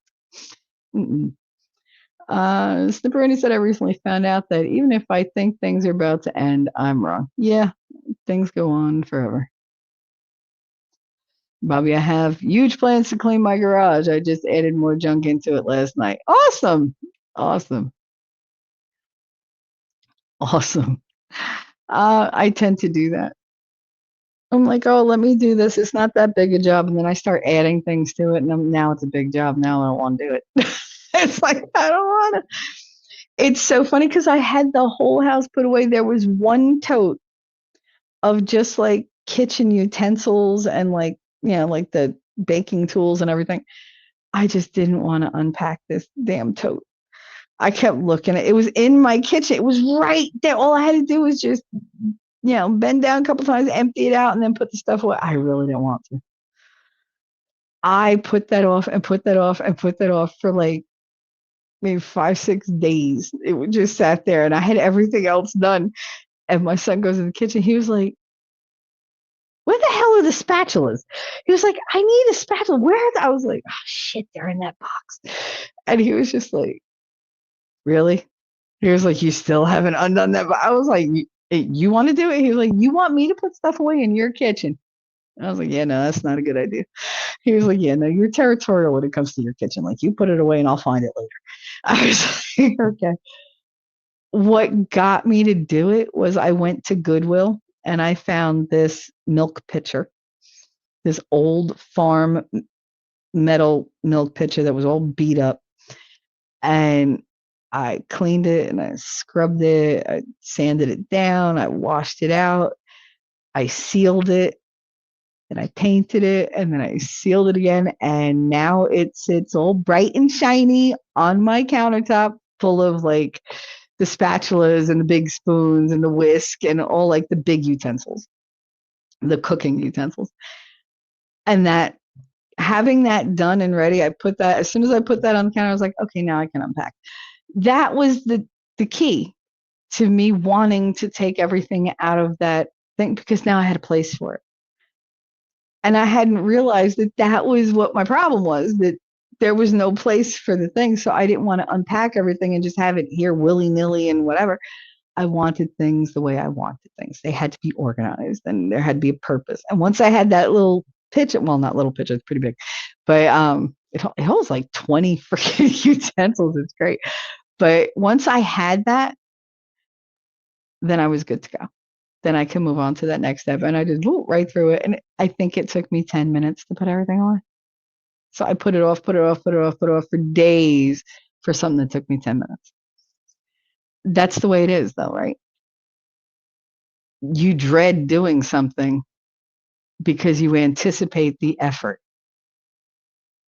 that is gonna you're gonna need to put into that. One of the things this guy says in one of his videos is he says, "We anticipate the amount of effort we have to put into something, we focus on that, and that deters us from doing it rather than focusing on the payout." Like, all my stuff would be away, my kitchen would be done, that's an accomplishment, but I just couldn't take that last step until I had the right tool. Once I figured out the right tool, what I was missing, then I breezed right through it. I didn't even think about the effort because it was no effort because I was going towards something because it was gonna look so pretty, and that's what I was putting my energy into. Cat Ninja, how you doing, honey? What's up? I know I'm behind 20 minutes. It's not too bad. Um, Bobby don't know how you do. Darth Hideous, how you doing? God be praised. Yes. Good morning, Shelly and chat. How you doing, Darth? I hope you're well. Um, do. This is truly a blessing. I don't know if you're being facetious. I hope you're not. Good to see you too, dear. Oh, that's nice that you're here. Nobody deserves to go through that, but we go through what we go through because we need to for one reason or for another. Like my man Job from the Bible. And I thought about Job quite a bit when I was going through things. And I believe it or not, what actually I think was the turning point for me was when he had like the big fit over him doing whatever. I literally sat in my room and I was like, I could either, do the cutting thing that I used to do, or, be depressed about it, or like totally give up and just, say, fuck it, I don't want to do this anymore and just leave life. Or I can allow myself to feel like all this pain, which I do. I'm going to feel it no matter what. And I'm just going to pray and I'm going to tell God, I can't do this. I need you to take this from me. I'm giving you all of this because I need you to carry me for a while. Get me to where I can stand on my own 2 feet again, but don't leave me anymore. Like, stay with me. Handle this for me. Show me what I need to do. Inspire me. Give me the strength. Give me the patience. Give me the perseverance. I asked for everything I was always afraid to ask for because I didn't want God to think I was selfish or greedy. Because I thought God's love was like my mother's. It's conditional, but it's not. You belong to God. You belong to the universe, no matter what. Your involvement in that relationship is up to you. They're there. You have to assume and feel that they're there for it to work. Now it's up to you and how much you want to put into that relationship. How much do you trust in a higher power? And I had to say, you know what? I can't do this on my own. I need divine intervention. I need blessings. So I'm not going to ask God. I'm telling you, I need you to bless this for me. I need you to protect my kids. I need you to set me up where I can take care of them the way they need to be taken care of. I need you to introduce people to my life that are going to be beneficial to my life. I need you to take away the drains of my energy. I need you to show me how to be better and to forgive myself when I'm not at my best. I asked for all that. And I got that and so much more. So much more. And I was reminded of Job. I was like, you know what? It doesn't matter what God takes away. He always replenishes. And maybe what he gives you is even better. And it's more geared for you. It's more in line of the path that he wants you on. See, we're all rebellious children. We all try to go our own way, do our own thing. God's not like your mother or father. He knows where you're at 24/7. He knows what's in your heart. You can't fool him. And if you're off the path, he will redirect you, sometimes gently, sometimes not so gently. Because some lessons we have to learn the hard way, and he knows that. Suzanne said, "Oh my God, Shelley, that's where I'm at now in life. Been bedbound way too long. It's time to take life back." Yeah, and that's the thing. You have to forgive your body for the stumbles that it takes because it's not a perfect machine. It's not a perfect machine. It's going to let you down sometimes. The same way, you could be perfectly fine riding down the street and then all of a sudden, your timing chain goes or you get a flat tire for no fucking reason at all. I think there are reasons behind them, but then again, I think the world runs on fate strings. I do. I think we're all puppets in one way or another to God and higher power and the universe all working together to get what they want accomplished. And sometimes it's good, sometimes it's bad. But if you don't tell them what you want, then they're just working on their own information. We were poor little lambs who had lost their way. Bad. Mm-hmm. Yeah, no, you see, Black Sheep Squadron. You say ba ba ba, and all I see is like the wolf thing.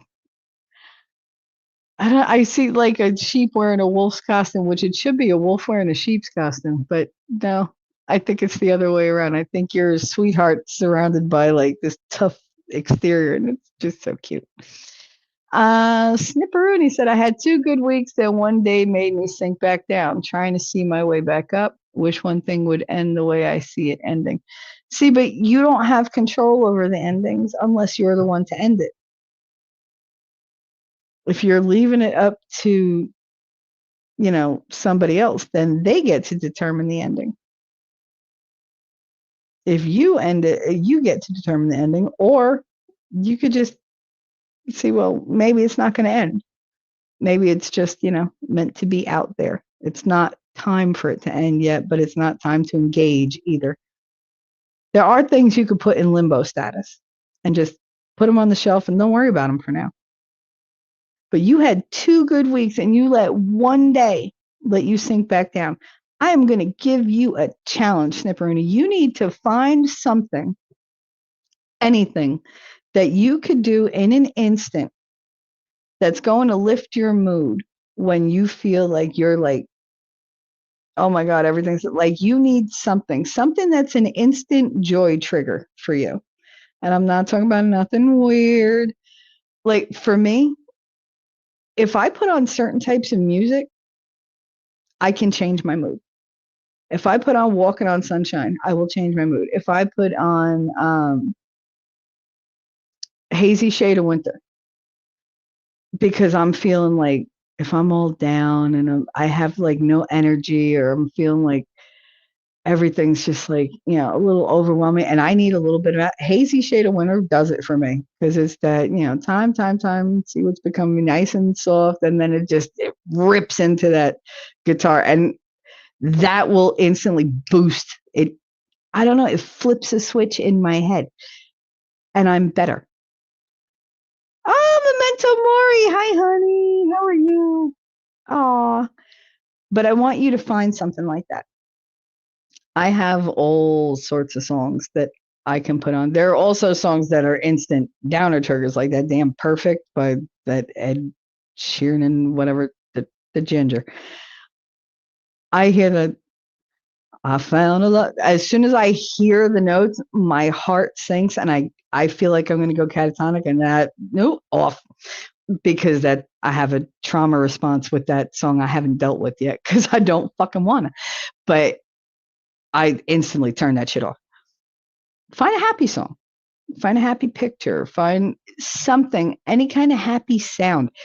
If you have to put it on your phone just to play it, barking dogs or meowing cats or birds chirping, something that's going to remind you that there's beauty in the world no matter what, something that brings you joy. I want you to find that trigger. Find it. And then let me know how you're doing, because there are things that can turn you back around. There are. To have 2 good weeks and then one day, no, don't do that. Don't do that to yourself. We're going to come up with a way for you to reverse that type of feeling. Honestly, since I started doing that, like, I don't spend my days laying in bed all depressed and crying and whatever. I used to. In Hoboken, I would just lay there and I would sleep. I don't take naps anymore. I don't take naps because they dull my day. They dull me. I have this weird, I don't know, pause in the middle of the day that's like, it doesn't feel like it belongs there. And it throws my whole rhythm off. So I don't nap anymore. The last time I took a nap, I was super, super sick. But, oh, excuse me. Let's just work on that, right? And that's for anybody else who gets like the really bad days and they don't know how to get out. See if you find your happy trigger. And I'm not being weird. I'm just saying there are things out there that can boost your mood in an instant. You just got to figure out what it is and have it on hand. Lady said, I really have to focus on myself. I'm not at the weight I'm comfortable, and I haven't found time to consistently dedicate to achieving my goal weight. I can only blame myself. Perimenopause has kicked my ass. Perimenopause sucks. Yeah.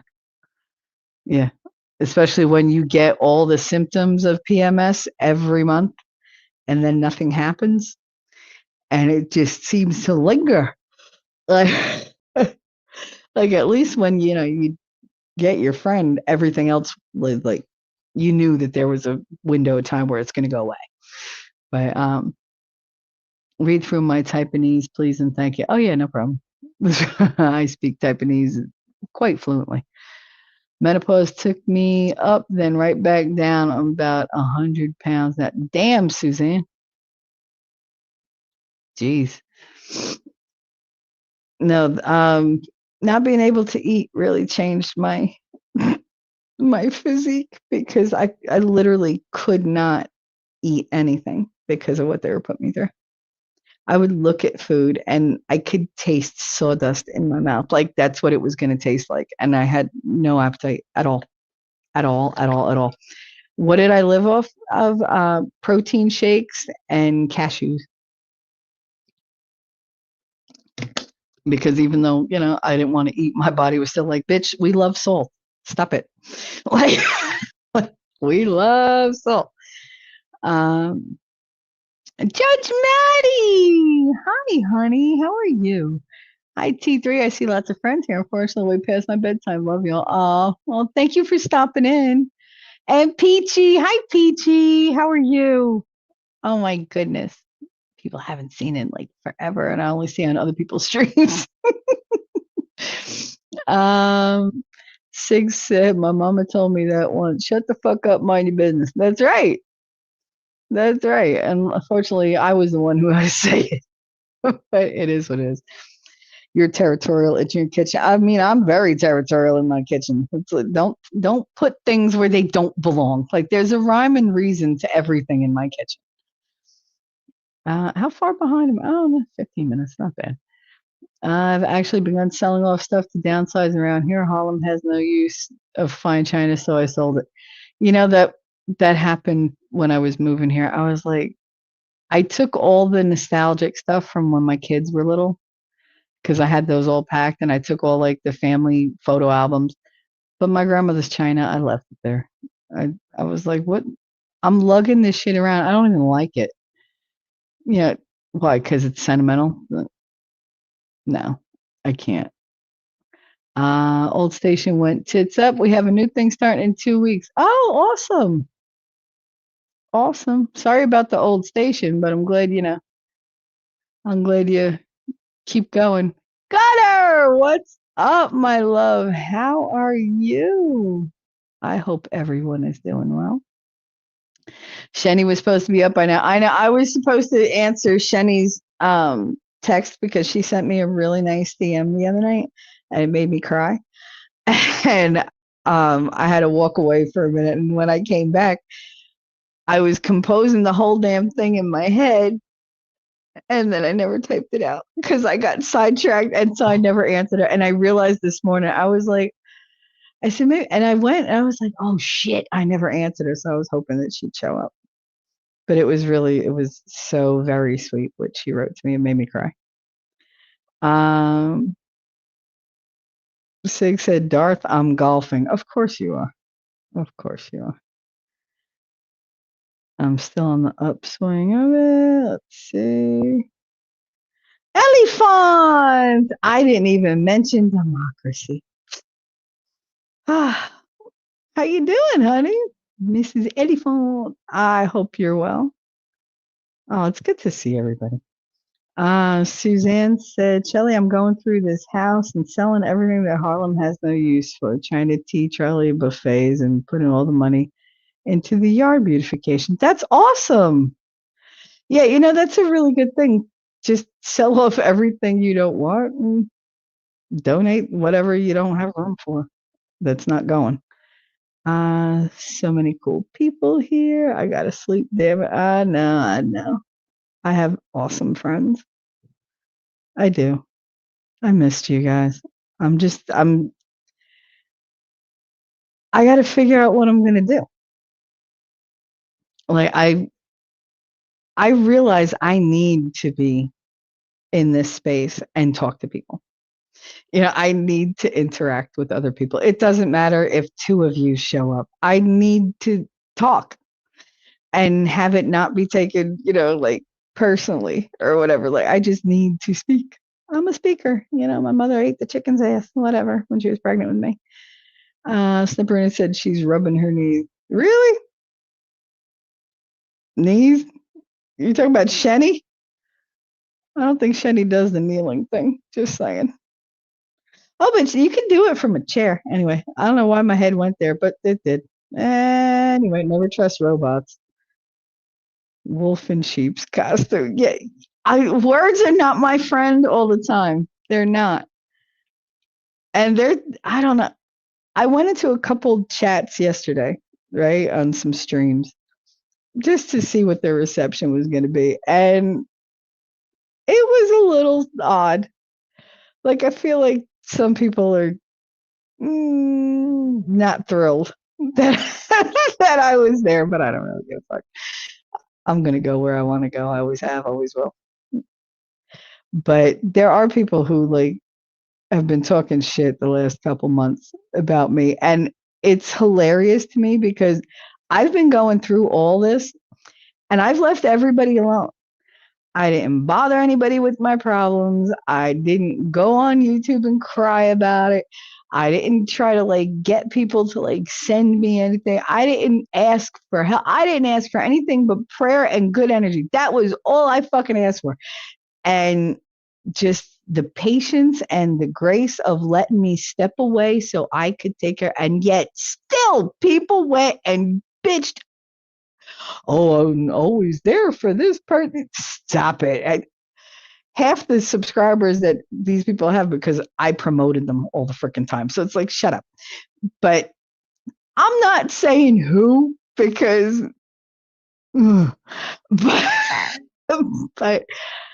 even when you mind your business, you focus on yourself and don't speak to anybody because you don't want to be a burden and you know people have their own problems. Somehow you're an asshole. Somehow it's my fault for taking care of my very intense life right now and not carrying somebody else who should be able to take care of themselves. And that's my fault. It's my fault. I don't blame any of my friends for not being up my ass 24/7. Well, what's the matter? What's the matter? What can I do? What can I do? What can I do? No, because they have their own lives. I should be able to take care of myself. And now somebody's pissed at me because I wasn't jumping out of my trauma to help them with their ongoing trauma that they never do anything about or listen to any advice or change at all. They just like to wallow in it. So why would I fucking talk about that? But whatever. Somehow I'm obligated to put them first. Listen, let me tell you a little something about you. You're an asshole. Figure out your fucking life.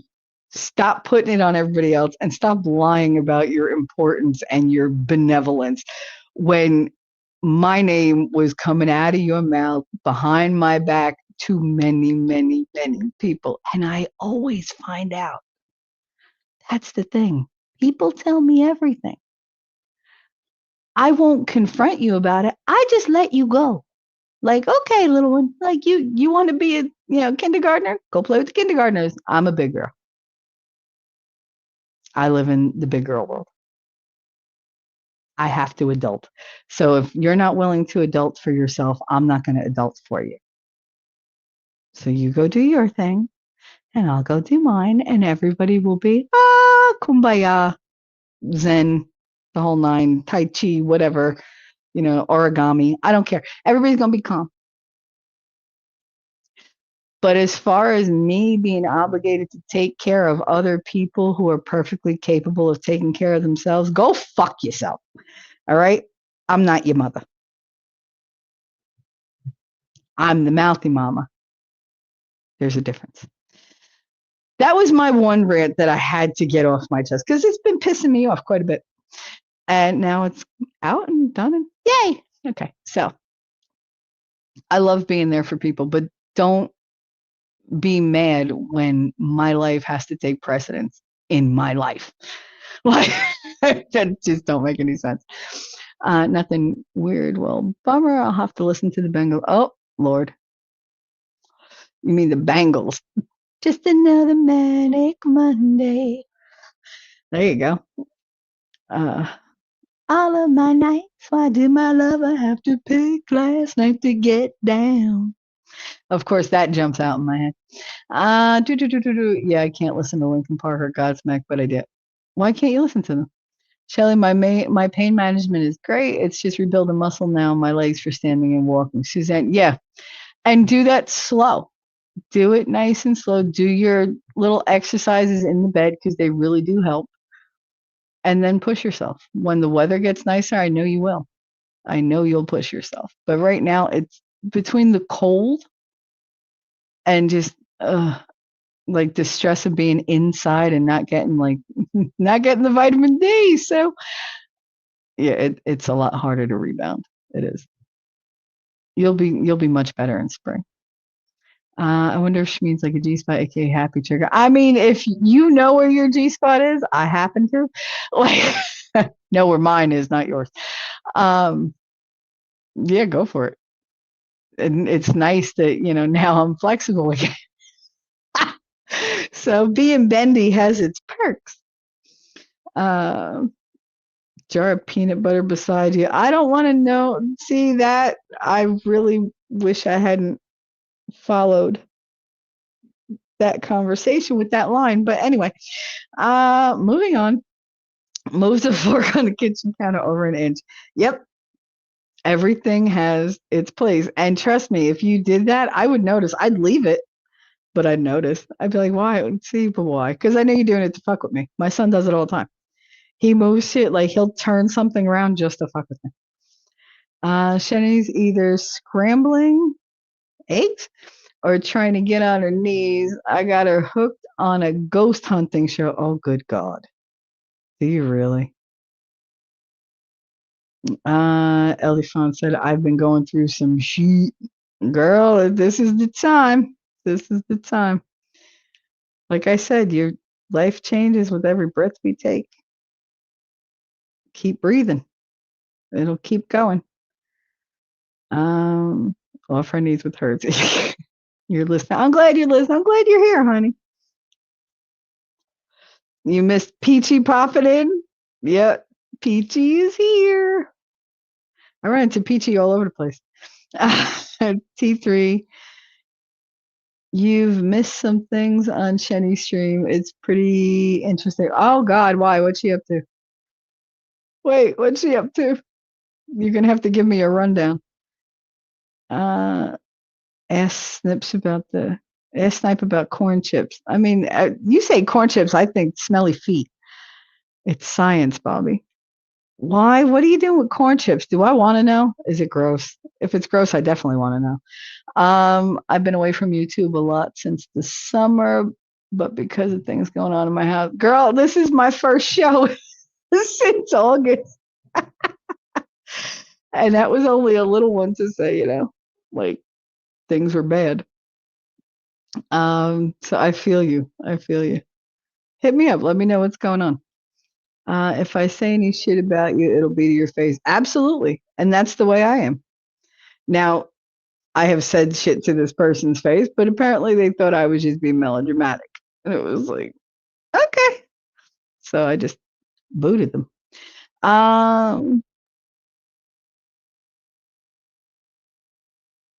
If I say any shit about you, it'll be to your face, but I never will. Piss this shit out of me hearing that. Yep.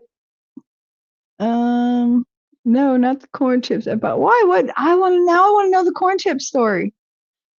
These groups remind me of someone. Those groups remind you of someone. Yeah. Sorry for all the mean, awful, accurate things I said. That's a good line, Charlie. I mean, it's true.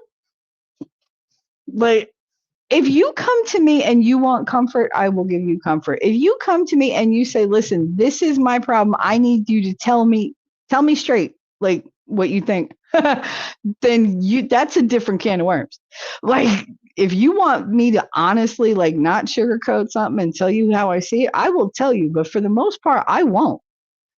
I will keep it to myself. And give you like little snippets. I do that with T-Rex all the time. When he does it, I'm like, and he's like, what?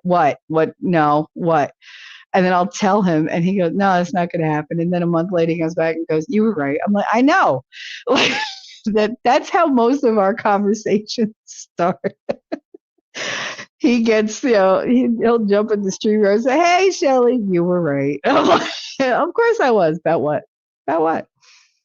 I told you I tried to teach my ex-husband, Shelly is always right. He just never understood that. Now I'm glad Shelly isn't here right now. Oh God, why? Don't need for her to go off about her G-spot. Lexi, Shelly, wait, peanut butter. See, now you get where I said I wish those two sentences didn't follow one another. Got her? And keep moving, glass half full. Yep. What is wrong with you? I mean, the list of what's not wrong is shorter. I have a kitty cat. Hi, kitty cat. That's because it's snowing. And he's like, God damn it, it's snowing again.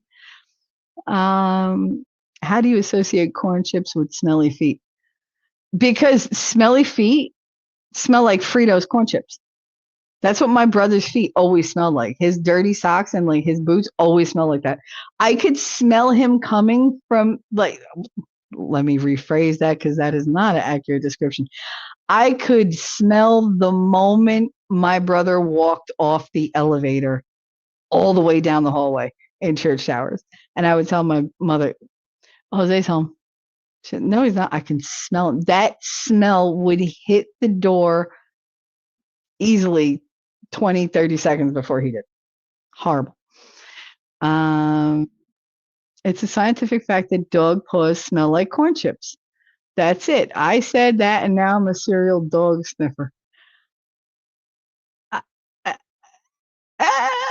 I mean, if it's a foot thing, why can't it apply to dogs? I'm trying to be helpful. I'm really. I'm trying. I can't breathe. I'm so angry. Why are you so angry, Bobby? When people drink, they smell like sausage to me. Gotta say. When people drink, they smell like sausage? What kind of sausage are you eating? I need something to push off the. Oh, you're going to throw a tantrum.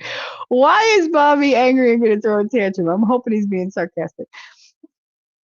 When people drink, they don't smell like sausage. Well, maybe, is it like, maybe you eat like sausage with, breakfast sauce. So like molasses. Okay.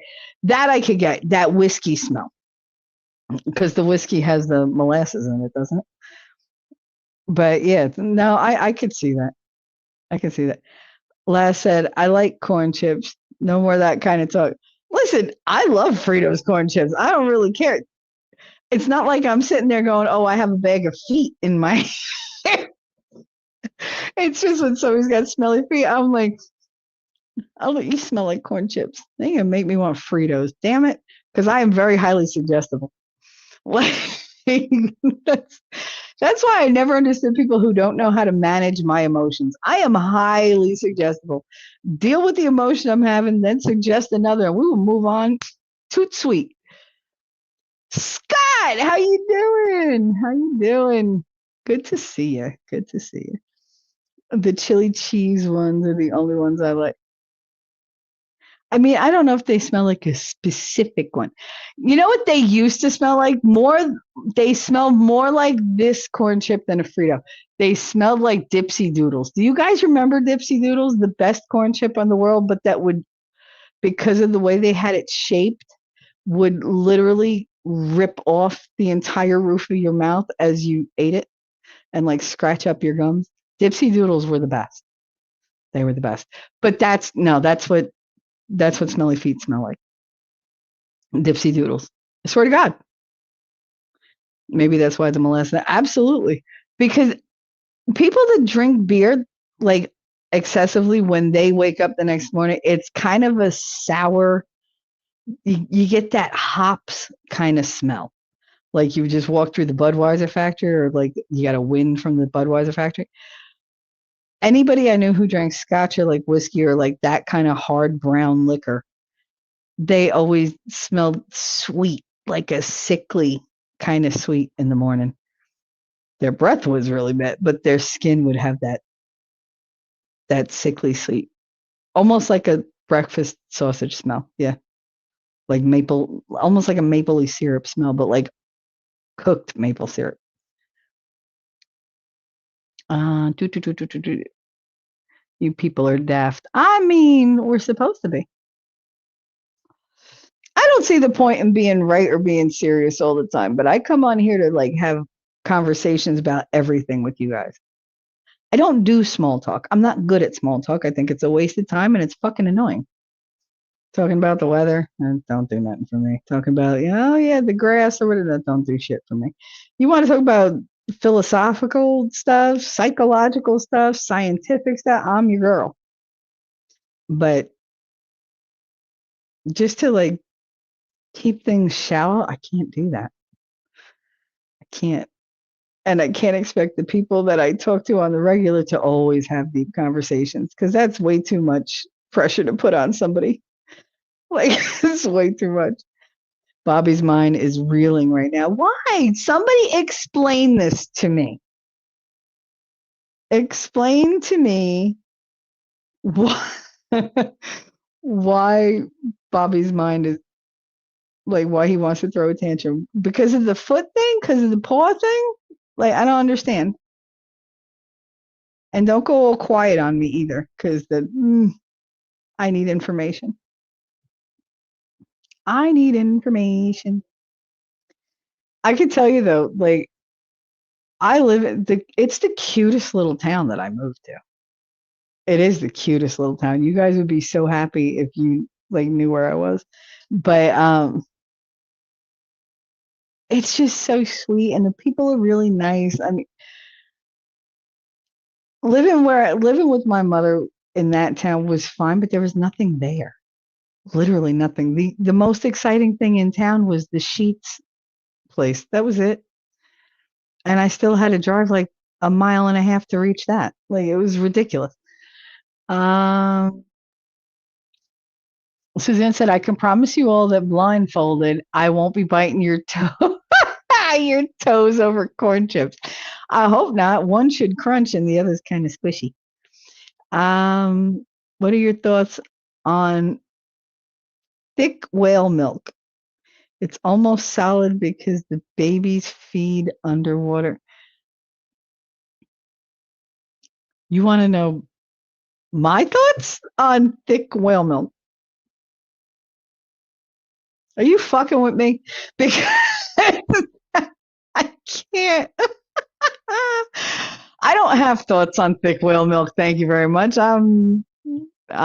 Nope, not going there. All right, damn it, Snipe. I'm gonna push you off the deck. I'm so happy you got out. Thank you, Gutter. I'm very happy to be out of there. No more anybody telling me that everything I'm doing is wrong. You're not eating enough. You need to eat more. You need to eat less. You need to have less salt. You need to have less sugar. Why aren't you making this? Make me an angel food cake. You know how many fucking angel food cakes I made for people and I couldn't eat them because I gave up sugar? Like, that's just torture, making all these these things for people. But whatever. Not if you put your toes in the air fryer. Ooh, crunchy, crunchy. Snipe, you're fired. Push him off the desk. But why? No. These are the serious things you discuss on Shenny's nowadays. You discuss thick whale milk? Is that like, I guess, whale cream cheese? It would be more like instead of milk. Or butter. Whale butter. So it could be whale butter. If you're thinking thick milk, then whale butter. Right? No? The babies feed entirely underwater. I mean, I don't think they'd come out and like sit on their swing to eat. I'll put my toes in the air. We'll leave the fryer out of it. I mean, really. That's the only purpose of high-heeled shoes. Is, just put them pointed toward the ceiling and steer. Those are things that Snipe comes up with just unprompted. Ah, okay, all right. Um, Last said, I do like to point out that humans are the only mammals that routinely drink milk from another species and continue drinking milk long after infancy. That is true. That is true. Bobby is into giant peens and tiny animals. Hopefully not at the same time because that's disturbing and illegal in most states. But probably not in some third world country where every girlfriend they have is named Bah. Uh, did she say no? She said nah. I'll put my oh that's Queen Snipe. You called him a queen. I wouldn't do that, but all right. Just say it's a thing and move along. I mean, high heels are like modern day foot binding. It's true. It really is. Like my mother bitches and she's like, "Why are your feet so small? Why don't you have bunions?" Because she has horrible bunions and corns, and my feet are still pretty. Now that like all that swelling is gone from like when I was sick, my feet are back to being like little petite 7.5, you know, nice little feet. I'm reluctant to paint my toenails, but I don't know. It's a weird. I think because they were painted when I got sick, and once I took the nail polish off, I realized that everything had changed, like because my nails had changed, and now I have this weird like I don't know. I have this weird like thing where I don't want to paint my toenails. I want to paint them, but I'm not. I'm not doing it yet. Anyway, whatever. I squirreled. I haven't squirreled like that in so long.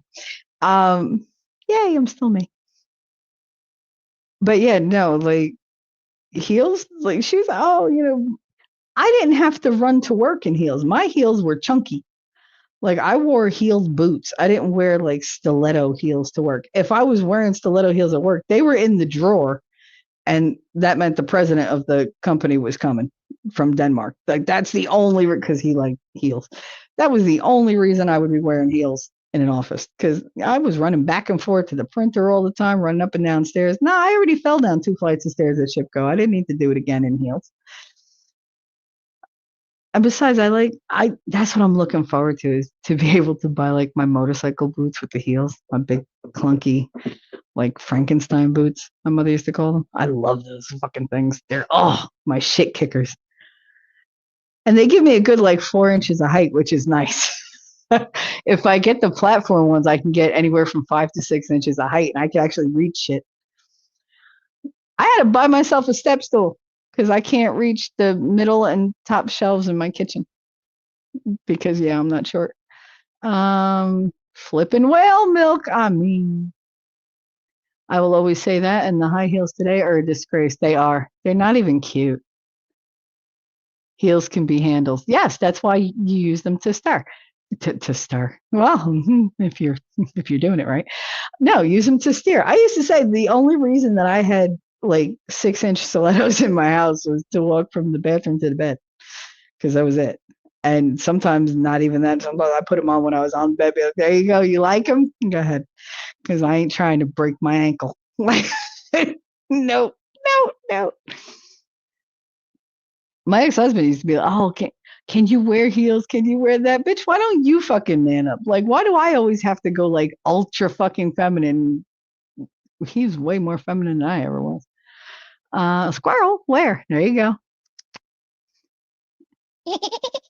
That's why we want Greenland. We're going to farm whales for whale butter. I am not drinking that kind of whale butter or eating that kind of whale butter. Thank you very much. In fact, anything a whale has, it can keep. 4 inches are good enough? Interesting. I mean, if you're going to balance on them, yes, 4 inches is enough if you are looking for balance. Now, if you're looking for total immersion and like drilling for oil, then 6 to 8 inches is best. I always hated heels. I wore them in very isolated situations, but I refused. I used to wear them for pictures. That was pretty much it. Like, because I didn't want to be the shortest fucking person in the line, and I almost always was. Until I started working with Ecuadorian women, which was great because Ecuadorian women and Philippine women are about my height. It's so funny because it was like, oh look, I have no tall Danes around me anymore. That's the one thing about working with like Nordic people, like the Danes and the Swedes. They're all tall and like a size 00, and you just hate yourself after you work with them because they have the beautiful blonde hair and blue eyes and perfect skin, and you're like, fuck you all, but you got no personality. Or at least the ones I worked with were fucking like watching paint dry. That's why I have Harlem to reach the high stuff. Yeah, that's why I have Connor too, but sometimes he's not there. Bobby's sick. You know what was funny? I had to replace the windshield wiper fluid in my car because the tank was empty, so I had to fill it. And Connor was in the car. It was the day that we moved, and he had his headphones on. He wasn't paying attention. I went into Sheets and I bought the thing, and I go out and I'm trying to open my hood, and my hood wouldn't open. And so the guy in the pickup next to us got out and he was like, oh, I got this. And then he had a hard time, so I didn't feel bad. And then he just left me with the thing. I'm like, I guess I'm pouring this in myself.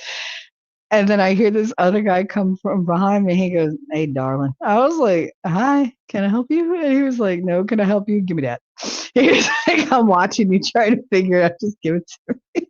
He's like, this is how you do it. And he was like, you hold it like this. And it's all about the aim. And I just looked at him and he was like, I was like, yeah, whatever.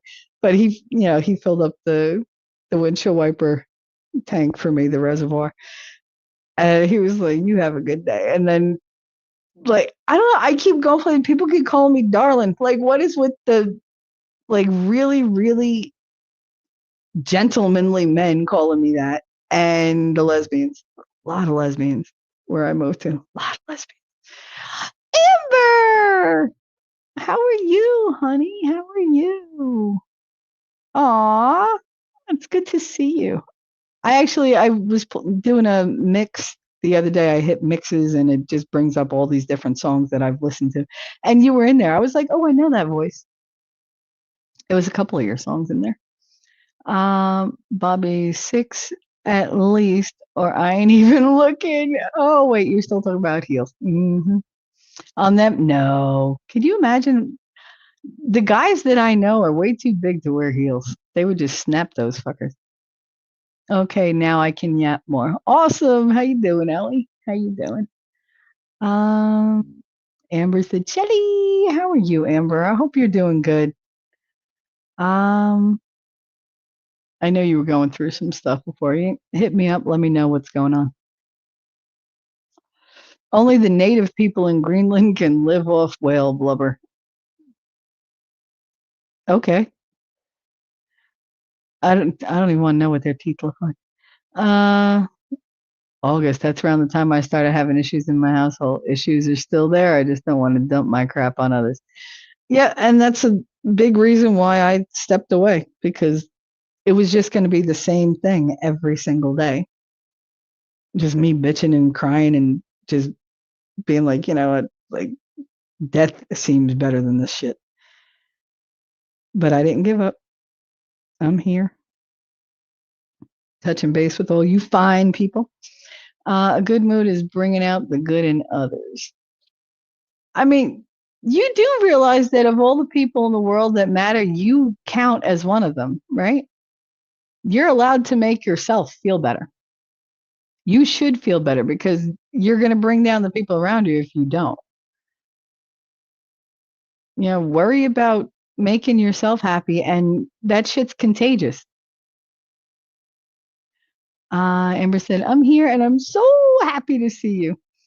I was going to put my camera on, but then I was like, nah, I'll save that in case I reinvent the show or figure out what the fuck I'm going to do other than just coming on here to just talk to you guys. Like, I don't know that I'm going to turn the camera on. I was doing it with winning for a while. Like I that's where I do it to get myself comfortable, my little safe place. But I've been trying to come around to the thought of being on camera. It's a lot nicer here if I can set up a spot to do it and wherever that I feel a little bit more, professional. But eventually I will wind up turning the camera on. but I'll make the most of it. How do I message you? Smoke signals? I mean, you can message me through Twitter. You can message me through Discord. You could put a community post at me saying, hey, hit me up, however I can hit you up like that. So, who's going to be the first to try to milk a whale? SeaWorld. Didn't they do that already? That's what they do with the orcas, right? They specifically hire people to milk them. That's gross. They're not milking their boobies though. Wishing the very best outcome for everyone involved. Absolutely. Absolutely, lady. I want nothing but good things for people. I don't see the point of wishing ill on anybody. Even my mother's husband and my mother. Like when I went there Friday, I was very cordial, very nice. Oh, yeah, whatever. It was only when she started telling me what to do that I was like, no, you need to shut up. Hush. Just, I don't want to hear it because it's not your business. You have no say in anything I say or do. Like you legit have no leverage to hold over my head. And they can't hold Katie over my head because I'm a half hour away. I will go there, pick her up, and bring her back and be like, okay, fuck you. Die alone. Like, because that's it. My brothers don't even, well, I'm sure now they know what's going on because my brother Freddie asked me to relay a message. And I was like, I would, but I don't live there. He's like, wait, what? Oh my goodness, it's like a snow tornado outside. Oh my goodness, the wind. Literally, I'm looking out my window and everything's just swirling. It's just a complete whiteout out my window. It's going to be really, really nice here though, because I'm not up on a mountain, so I'm not dealing with other mountain ranges. I'm still way above sea level, but I'm not like at the top of a fucking mountain. And I can see out for miles and miles and miles behind my house, which I think in the spring when it starts lightning storming and like having all the thunderstorms, I'm going to be in my glory. I will. I don't get to see deer here, but there are squirrels, which is funny because we didn't have squirrels where I was living. There were no squirrels. There were chipmunks. There were possums, there were raccoons, there were skunks, there were deer, there were fox, there were bears, there were cougars, and mountain lions. But no squirrels. They had no squirrels. Here they have squirrels. There's one little squirrel that like goes in front of my windows, and my cats are like fascinated because they're just like, oh my goodness, they're so happy. I can't believe this wind though. It's gonna be cold. I stole my son's Snuggie.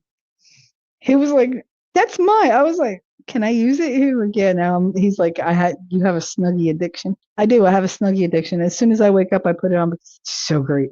It goes all the way down to my knees. It's huge. It's fucking huge. And I fit all sorts of stuff in the pocket. Hell, the cat fits in the pocket in front. Wishing the very best outcome. But yeah, like I don't wish bad on anybody. I really don't.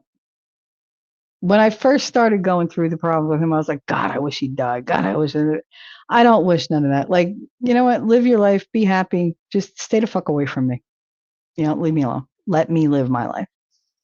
Snipe can live off whale blubber. Just what? That just sounds greasy. Lots of vitamin D and sea mammal blubber. Listen, the only vitamin D I'm looking for is not going to be on a whale. And it ain't going to be covered in blubber either, I can tell you that. I'm happy that you're still here, Shelly. I'd be truly devastated if you weren't. You matter. Oh, honey, thank you. Thank you very much. And I thought about you a lot every time I drove through a certain city. And I was like, I wonder where she's at. I wonder how she's doing. And of course, I had to drive through there a lot, like a lot. I'm a little further away now. Snipe will milk the whale. Blech. No, thank you. There's certain acts that I just don't think need to be done. I meant from the chat. He's got quite the backstroke. I don't want to know about none of his stroking. Thank you very much. Let's keep it clean. Keep it clean. Keep it clean. That's funny. I'm surprised God didn't like strike me dead right on the spot. I'm sure he's laughing. How do you know? Because he never shuts up about it. Oh my God. Snip said, I can't hold my breath too long. But apparently he could hold other things longer. Amber said, for that matter, I'm very happy you are all here. Oh, it's so sweet. Bobby said, Snownado. That's what it looked like. It really did. It was scary. You didn't, I mean, of course you didn't hear it, but I mean, the wind was howling. Luckily, I don't have a lot of really big trees around here. Oh, speaking of squirrel, there he goes with a peanut. Look at him. He's so cute. He's so cute. And there's the other one waiting at the top for him. They're so cute. They actually have a hole in the tree that's right behind my house. So he's got like his own little nest. So I see him all day, every day. My cats are just like, oh my God, where'd he go? Because they don't understand that there's a hole in the tree. So they're just like, oh my God, the tree swallowed him. Then he comes back out and they're like, oh my God, he's there. Like it's like this miraculous thing for them. It's hilarious. Very happy we're all here. Yes, sounds beautiful. It is beautiful. It is.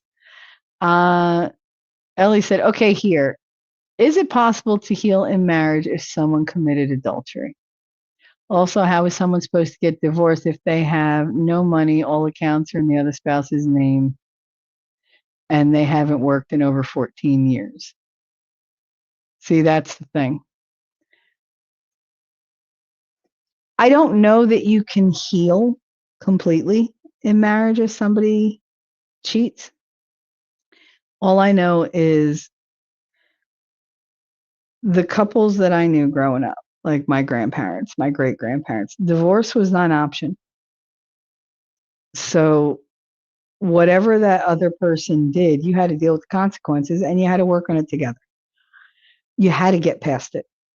You had to compartmentalize it, and somebody had to make sure it didn't happen again. And if it was going to happen again, then that was a decision you had to reach together and be okay with. You know, there had to be a discussion, there had to be rules and like boundaries and things that were talked about, things that were ignored. Like it was a very tricky dance, I think, for them to do.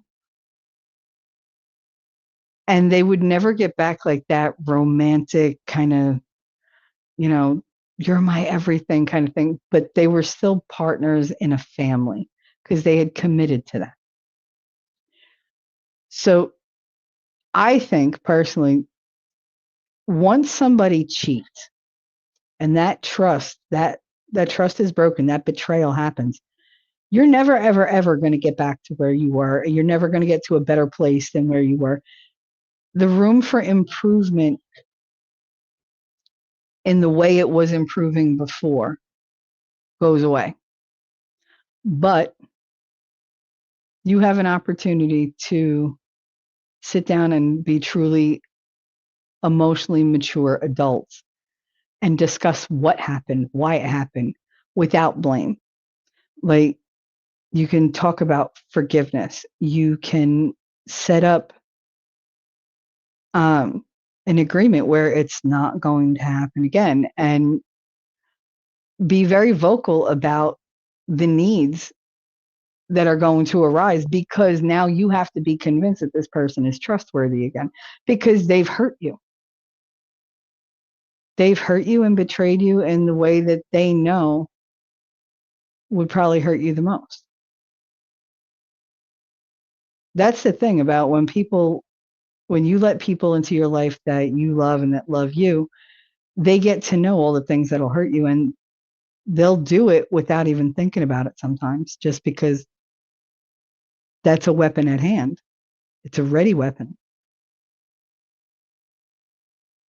I don't think that marriages can ever be the same, and I don't think they can be better.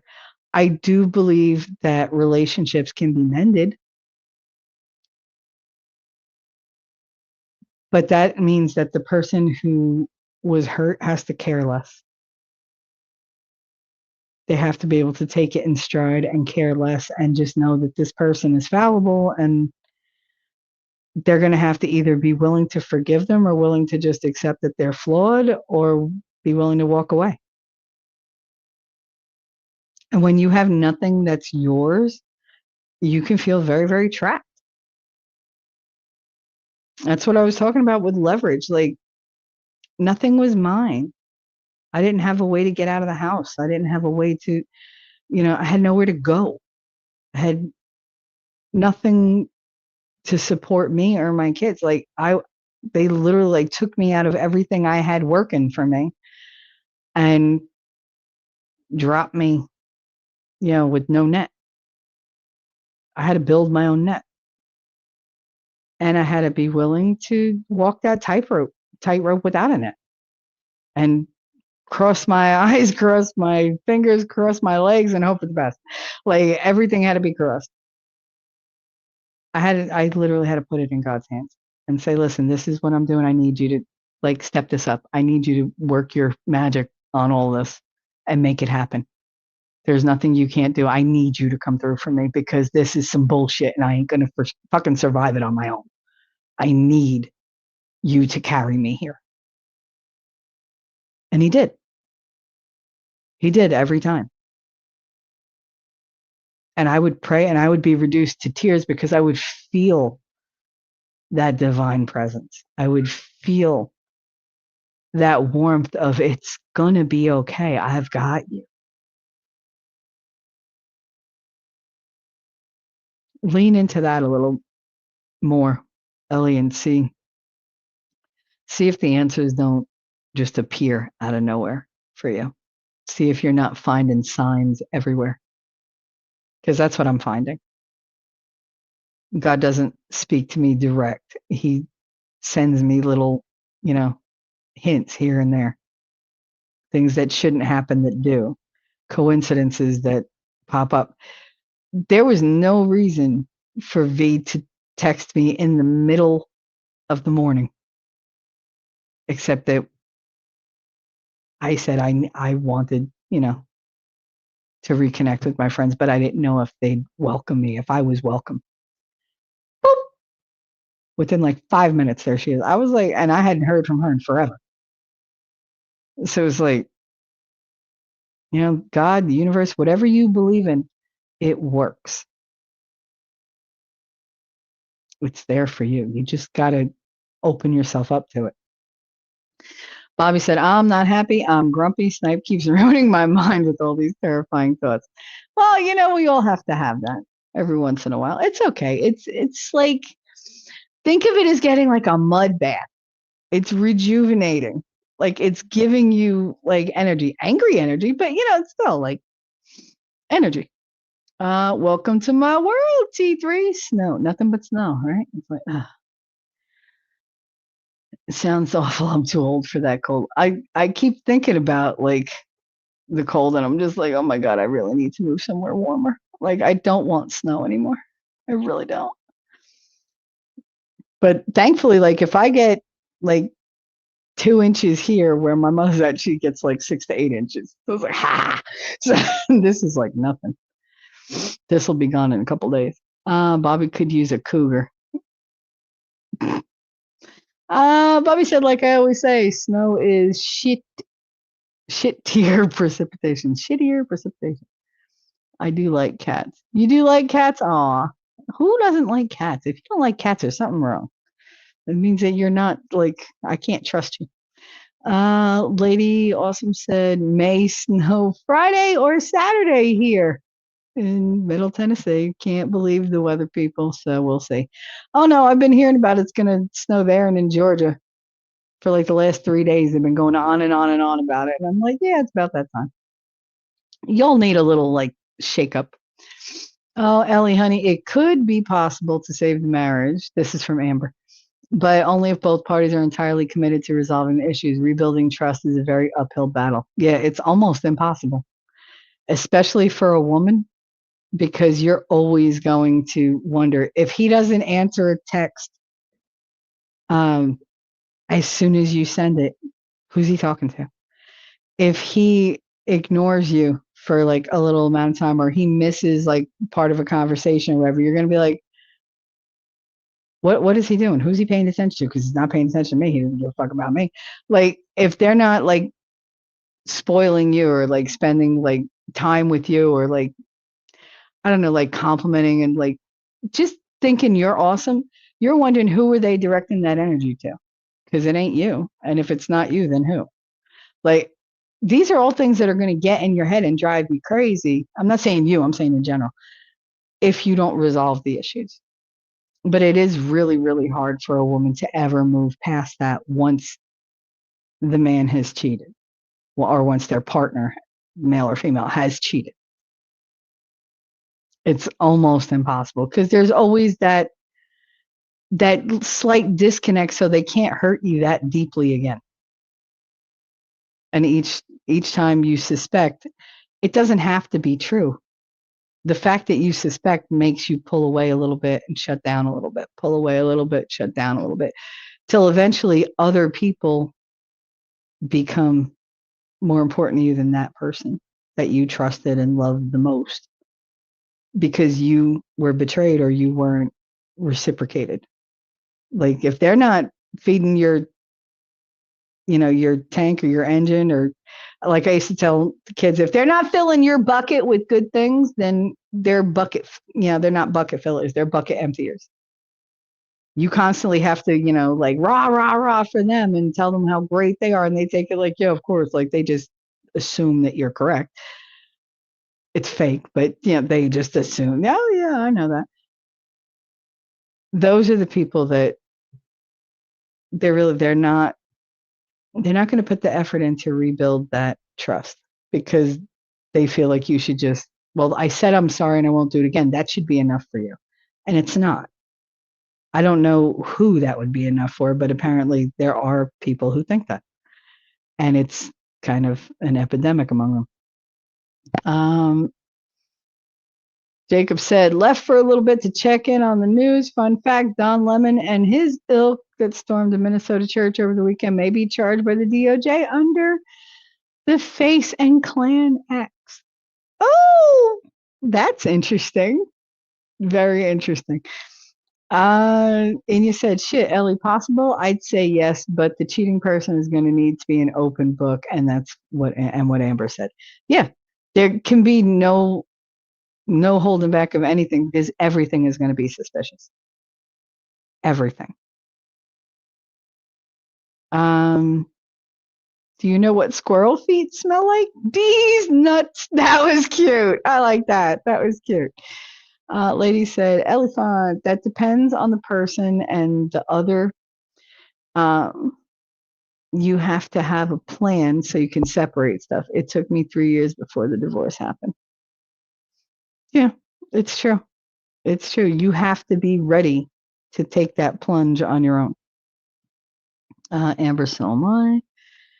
Amber said, and a big part of it is if you're able to forgive them. Saying you forgive somebody and actual facts forgiving them are two very different things. You may even believe that you forgave them, but that shit will spring up like a viper out of a weed. Like, it will just out of nowhere. That will spring up and bite you both in the ass. And you'll be like, oh, I thought I dealt with that, but you really didn't. You have to be okay with it. And you have to be able to say, you know what? Yeah, everybody messes up. And you have to make it about them, not about you. If they cheated, and it's not because you like say, oh, I'm not going to have sex with you, or I'm not doing this, or I'm not doing that. Like, if they cheated and they have whatever reasons they have, which none of them are justifiable, I'm sorry. Even if you were at fault or whatever, cheating is not justifiable. It's the ultimate betrayal. It is not something that just happens. Like, that is a conscious decision that you make. You open the door to other people getting close to you, and then shit happens. Then shit happens. But who opened the door? Well, I opened it. I don't care why you opened it. If you committed to a marriage, you gave a vow, you don't do that. You just don't. Breaking vows and breaking promises are probably the shittiest things I think anybody could ever do. I mean, not like, yeah, like murder and stuff. You know what I'm talking about. Like, these are personal decisions that you make to say, I gave my word. I said I would do this, but I'm not gonna. And if whoever it hurts, well, can't expect me to keep me at my word. Yes, that's exactly what we can expect, because when you give a vow or you make a promise, you're not just arbitrarily saying something in a flippant kind of, oh, maybe it'll happen kind of way. You're saying, I deliberately choose to say that I am going to do this, and I deliberately choose to do this in the future or now or whatever. You are putting yourself like pen to paper. It is right there. You cannot back out of that without, some consequence. And yes, people should expect that you're going to stick to your word. That should be where the trust is. When you're not true to your own word, then how do I know you're going to be true to me in any kind of way? Because the vow isn't made just to one person. It's between two people. The vow is just as much for you as it is for him. When I got married, those vows were just as much for me as they were for him. I was giving him a sense of security and telling him, this is what what my boundaries are. This is how far I'm willing to go. If you're willing to go that far, you say it back to me and we agree on this, and then we are solid. We know we can trust one another to see this through, and we know we can trust one another to not inflict pain like that, to not betray one another. We're team us. That's what you're agreeing to. So when you betray that, when you go back on that, you got to rethink everything and go, well, how solid were we? It doesn't matter if they say you were to blame. It doesn't matter if they say they have their reasons. You broke a trust. Now the work starts. You either put the work in or you walk the fuck away and let that person heal. See, for me, it's just as much on them as it is on you to make a decision. Like, if they committed the offense, they need to pony up. See it through. Like, you did the damage, fix it. You don't get to just walk away and be like, fuck it. You're not doing this to one person. This is like a family. This is a whole dynamic. You have to care. I can't stay in a marriage like that personally. Bobby said, even being broke, it would drive me to total menace. Yeah, I can't be with somebody who's every time they walk out the door or if their phone pings, I'm like, like, I can't have that. Because I would never do that to somebody. I cheated on Miguel. I kissed somebody. That was the amount of my cheating. And I still feel guilty. I was 20. I still feel guilty. And it was just a kiss. But I betrayed who I am because I'm not the person who cheats. I am loyal to a fault. And when I love somebody, I love them. That's it. I don't look at anybody else. I mean, I could say, yeah, oh, look, they're hot. Like, yeah, whatever. But like, actually, like, hey, yeah, call me or whatever. No. And every relationship I have outside of them is platonic. That's it. Once I commit, I commit. That's it. I don't understand people who betray that. It would kill me. It would kill me. And I could never stay with somebody who would betray me like that. Play nice and lovey-dovey long enough to grab that bank account. Suzanne. It's not bad advice. It's not bad advice. Squirrel money away. I'm of the mind if it happened once, it'll happen again. Well, yeah, if they disrespect you enough and don't care about your relationship enough to do it once, they're going to do it again. That's without a doubt. And it's not just about love, it's mostly about respect. It is mostly about respect and knowing what you have. If they don't appreciate what they have, then yeah, they're going to toss it. That's not a failing on your part, that's a failing on their part. Like I said, not everybody sees the treasure. They look at whatever's going on, and if it doesn't make them feel instantly giddy, they got to find that next dopamine hit. They got to find the thing that boosts their ego. Got to find the thing that makes me feel great and secure and everything else. Okay, great. You had that. You pissed it away. But yeah, I don't believe that a cheater will stop what they're doing. The same way I now no longer believe that somebody who gets very weird with you and defensive and criticizes you rather than, just letting you be you or accepting that you just think differently or whatever. I think they're going to continue to do that and probably get worse with time. And nobody needs that kind of abuse. Nobody. You need to be with somebody that you can depend on. Now, if you want to, if you're talking about somebody saving their marriage because there's kids and everything else, yeah, go to counseling, go to the priest, go to, whoever you trust. But don't expect it to rebound quickly. It's going to take a lot of time and a lot of work. And you have to determine if it's worth it for you and the little ones, not you, just whoever's in this position.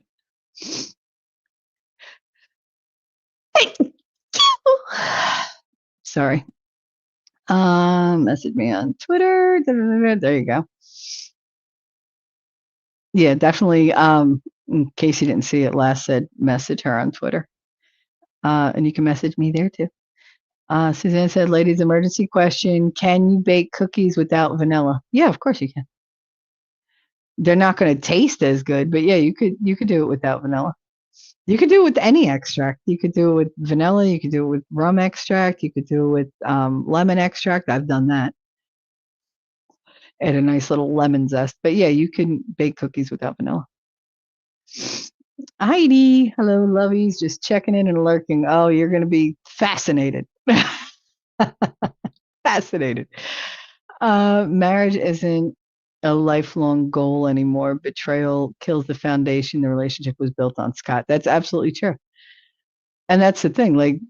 Divorce is a thing now, so they don't have to work it out. They can just walk away. Part of, if you ever looked at older people who have had rocky marriages in the beginning and he stayed and she let him, they're not exactly happy. These are people who like to snipe at one another and no offense, snipe, but they bitch at one another and they it's just it's a weird dynamic. But if you're at the end of your life, I guess you're I'm not looking for nobody new. Yeah, you cheated, but all right. It depends on what you're willing to put up with, what you're willing to accept. Some people can live with it. They just change their mindset about how they think of that person, how they feel about that person. And it's never the same, but they stay because, well, we're partners and we're friends or whatever. And then there's others who just go, no contact. I'm done. And then there's the ones that go out and trash them or whatever. But that's a personal decision. It's what you can handle. It's not even so much, can it heal? Yeah, marriage can heal, but it's what can you handle? What can they handle? What are you willing to do?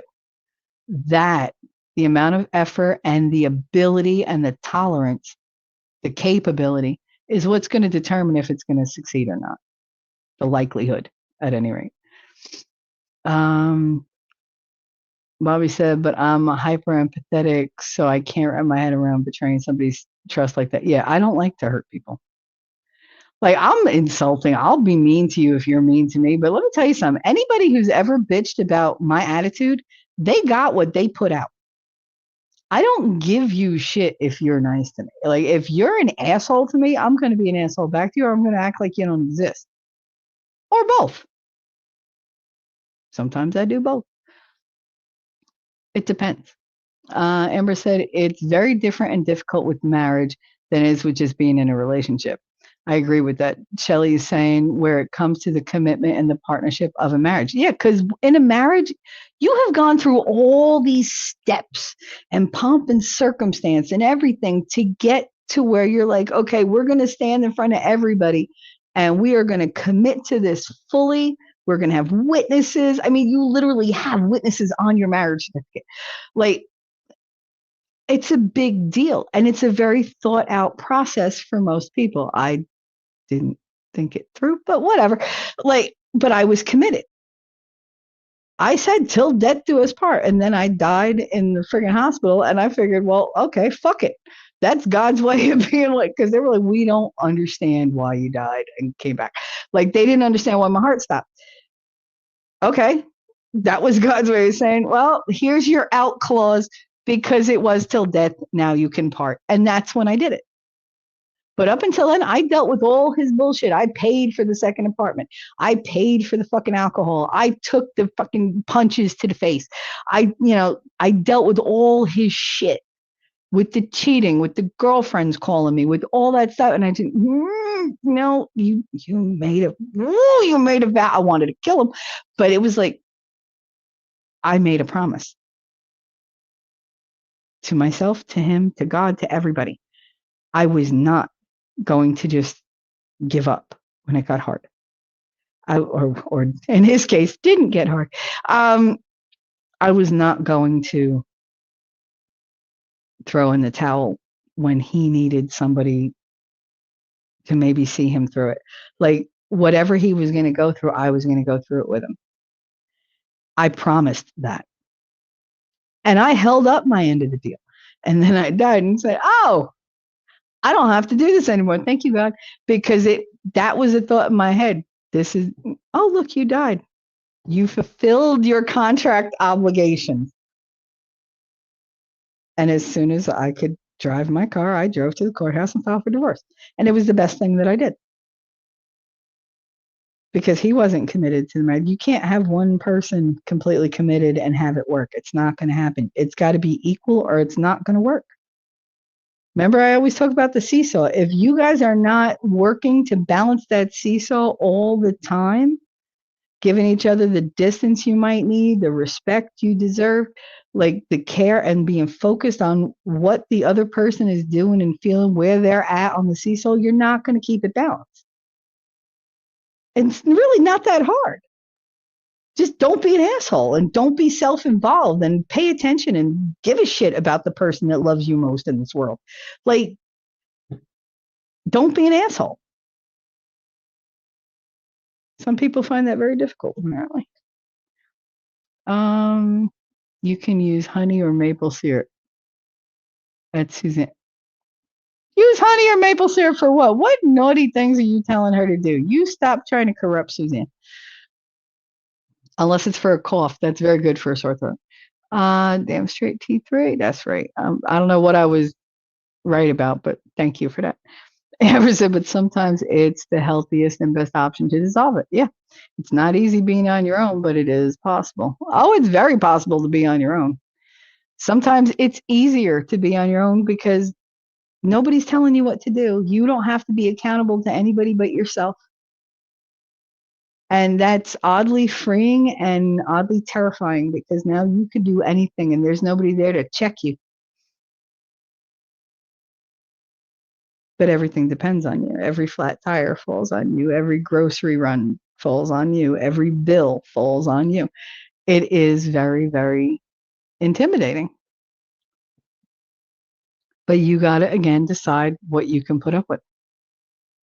Can you live in that kind of environment where you feel like somebody has now betrayed you and made you possibly feel less as a person? Is that going to continue to chip away at your self-esteem? Is that the example that you're going to set for your kids?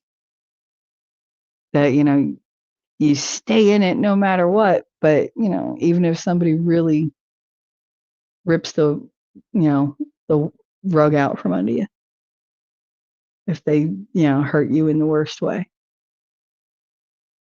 Yes, it's good to teach them forgiveness. It's also good to teach them self-preservation and self-worth and know that, you're worth being treated better. Um, Amber said, I'll be thinking about you and keeping you in my thoughts and prayers. You aren't alone here. Mm-mm, it's true. Bobby said, it ain't up to me to forgive. That's up to God. Should seek to forgive because it's divine, but in the end, that unfortunately isn't your job. It really isn't your job. You don't forgive other people for them sometimes. You forgive them for you because you have to be able to let it go. That's the hardest part, is forgiving them and then letting it go. Lady Awesome says, you can absolutely make cookies without vanilla, as it's a flavor enhancer, not a structural ingredient. Yeah, it's not like baking soda or baking powder or cream of tartar. How far behind is she in chat? Can't tag well on the phone. I don't think I'm that bad. What? Well, now I am because I was talking. I'm 20 minutes behind. It's like a my bad could say is skin cleaner. 5 minutes. I think I have 9 cats. It's a problem. Why am I that far behind? I'm Catman. Woo! Cape twirl. Yay! Catman. No, no, no, no, no, no, no. You can substitute other flavors like almond or citrus zest. Yep. Catmandu, Punch's bank robber. Where are the kitties? I love dogs. I'm just reading through chat. I'm scrolling right through. I love dogs. Have a little one. Ah, 3/4 pound Chihuahua Pomeranian. Pomeranians can be mean. Yours isn't a bitey kind, is it? Every Pomeranian I've ever come across has been very like. They remind me of those wing things from the Harry Potter Chamber of Secrets movie. What were they called? Not pygmies. Pixies. The pixies. The little blue things that like were going around Lockhart's room with the little teeth. That's what Pomeranians remind me of, because they always they come at you teeth first. I'm like, relax. I like your ears. Calm down. She has beautiful long blonde hair. Aw, sweet. I've never seen a blonde Pomeranian. Usually they're like tan or like white and black and tan. Black and tan. No, not black and tan. They usually have a lot of white. Fun fact, the governor of Tennessee has declared today Dolly Parton Day, as today is her 80th birthday. Oh, so it's not Martin Luther King Day today? I know a lot of people had off today because today was Martin Luther King Jr. Day, but I'm down with it being Dolly Parton Day. Woohoo! She's 80? She's younger than my mother? It's weird. Dolly looks good, though. She will always look good. I always feel like if someone can break a promise to the person closest to them, how can anybody trust them? That's right, Snips. That's right. Scott said, if you feel peace when you say that you forgive them, then you truly have. Yeah.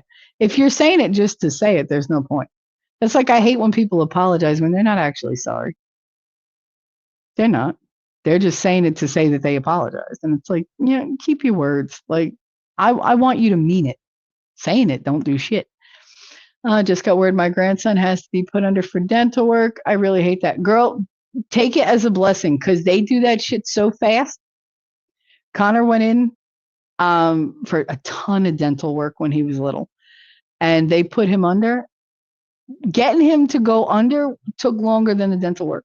They were literally done in 10 minutes, did a beautiful job, and he didn't have to go through any of that like mouth pain during. And then when he woke up, they had already given him the pain reliever and he was good. He was just pissed he had an IV in. Trust me, embrace it.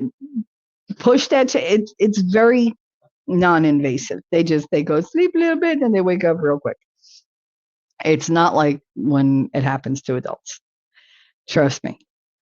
And he won't have the trauma of having to hear that.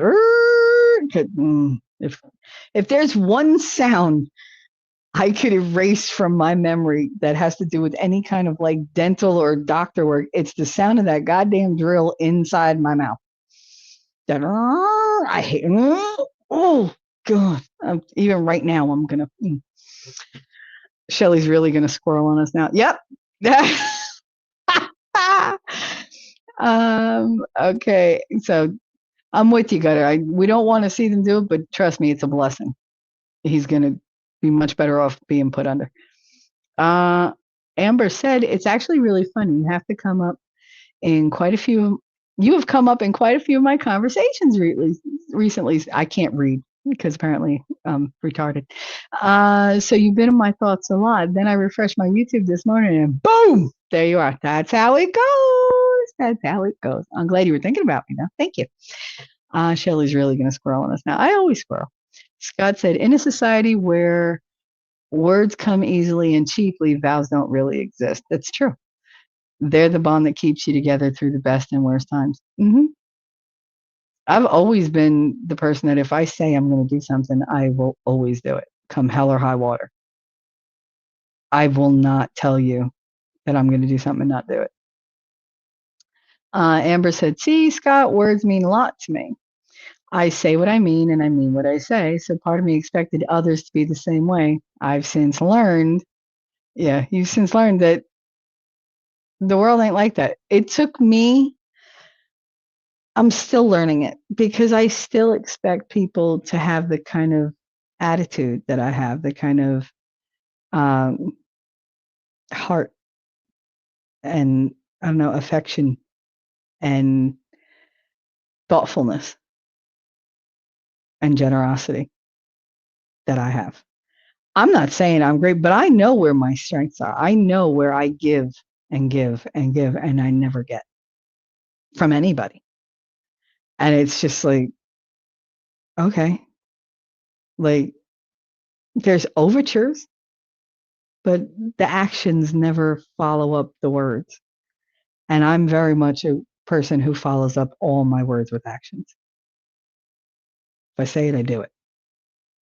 And other people aren't that way. And it's rare to find people who actually stick to their guns and who do what they say they're going to do. And who, when they're talking, I'm not sitting there going, God, you're so full of shit.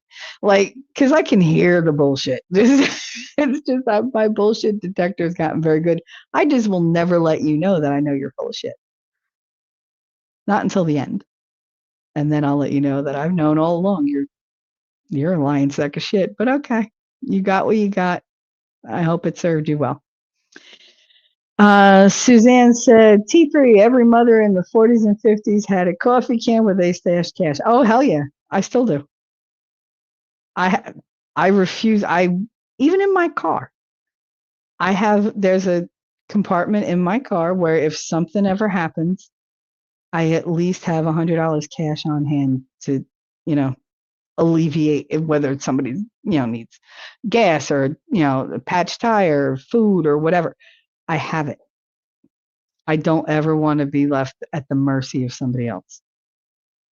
And that's where I've been since I moved into my mother's house. And now the only person I'm at the mercy of is me right now. So we'll see how that goes. I have to relearn how to do things and not feel guilty because I'm not taking care of someone else. Like, I'm so busy taking care of everybody else, I don't take care of me. So we got to change that. Scott says trust takes years to build and seconds to ruin. And it doesn't even have to be like an actual thing that ruins the trust. It just has to be the amount of suspicion involved. Because if you're that suspicious of somebody, they're doing something to make you suspicious. They might not have like pulled the trigger yet, but they're gonna. Or at least, they have the potential to. And that can be really, really distressing because then you're waiting for the shoe to drop. You Snip said your sneeze sounded like you sniffed on a mouse. That's how I sneeze. Otherwise, the cats get really upset. As it is, when I go, they run. Both cats, they just take off no matter what they're doing. Like, see, I did that, and Snips pulled up her head, like, what, bitch? No. Oh, okay, we're not going to sneeze. Then she gets like irritated because I didn't sneeze because she's like, you got me all worked up for nothing. What if you're willing to work and set up counseling and the other person won't because they use working as an excuse? That means that they're not willing to make themselves vulnerable or put themselves out there. You got to see, like, they might think they have you over a barrel because you're financially dependent on them and they can do what they want. You have to make it so that's not so. But don't play your hand, before you're ready. Build up. See your options. Like, do what you need to do to make sure you're good before you step out of that situation. And honestly, I wouldn't step out. I would throw them out. Because in that type of situation, that person, it's just easier if they just go, even if temporarily. Oh yeah, Snips. If you put a little spiced rum, any kind of rum, whatever, in your baking, the alcohol burns off, so you're fine. But yeah, you could add that for flavor. Words matter, especially when people do what they say. Action that shows who you can trust builds the best relationships. It's true. It's true. That's why I don't trust Atna people. All talk, no action. They suck. Amber said, we sneeze the same way. I should have known. We are the same person, except you're blonde and I'm brunette. And God bless you. Thank you. I sneeze that way because if I sneeze like fully, I'll just blow a hole through the wall because it's loud. So that's how I learned to, keep it down. Gutter said, I've been married 34 years, and the one thing I can say is in a marriage, you just can't quit. Through all the shit, you just can't quit. It's supposed to be for life. I ain't judging. I'm just saying. Exactly. But I mean, that's what I'm saying. Like, we all were raised that you give that vow, you're in it to win it. You are not in it just for the good times. You're in it through the shit and everything else. But when it comes to like the cheating and everything else, if they're going to continue that, they're not in it. And you got to both be on the same page. You got to be willing to put in the same amount of vulnerability and effort and dedication and honesty. If you're not going to come at each other like on equal playing field with the same intentions, it's not going to work. The seesaw is going to just send you catapulting through space, or drop you really heavy on your ass. I have to put the pillow down a lot. Yeah. Been there, done that. I have. Many, many times people were saved from shit by me going, I don't look good in orange. I don't look good in orange. I don't want to go to jail. I don't look good in orange. Just remember, Shell, you don't look good in orange. But you fuck with my kids, and guess what? I will look great in orange. I will wear that bitch with pride, and I will whistle Dixie the entire time. Like, let's go. Suzanne said, I'm different. If you step out on me or us, then keep stepping. Yeah. I mean, it depends. It depends, like I said, on the relationship level, on what you're willing to do, and your own position. Some people just absolutely know they cannot do it on their own. They don't want to. They're like, you know what? You did this. We got to move past it because this does not work with just one of us in it. If you go into it with that kind of mindset, then you're going to see it a little differently. Stop looking at it as like a personal like thing maybe, and start looking at the business side of it. Do it from a more clinical viewpoint rather than an emotional viewpoint. Some people will make the decision without allowing themselves to feel hurt. They're like, my hurt doesn't matter. I got to think of what's best for this scenario. And you might have to separate the two. You might have to separate your emotions from your needs and your wants and your requirements. Feelings change, emotions change. They affect you very much, but not as much as being homeless. You have to prioritize what you're willing to look at first and what's going to determine if you stay or go or how that goes. But it all comes down to your priorities and what you personally can deal with. Bobby shit, I'll help the fool pack. Damn. Snipe said, well, if he won't go, then you can't drag him there. He's done if he doesn't seem to want to work. If he doesn't want to see there's work to be done. Sorry. He might not be done, but he might think that he has an easier out in saying no. Because he has the excuse of work and you have the excuse of being dependent on him financially. So he holds more cards. That's a power thing. That needs to be addressed. Marriage is two people becoming one person. When half of that starts thinking like an individual, you're not a whole person anymore. Yeah, and you're out of sync. You're not going to reach the same place when you're going in two different directions. Amber said, I'm a very nice person, so if you think I'm a bitch, you got to ask yourself why. That's true. It's true. That's how I feel.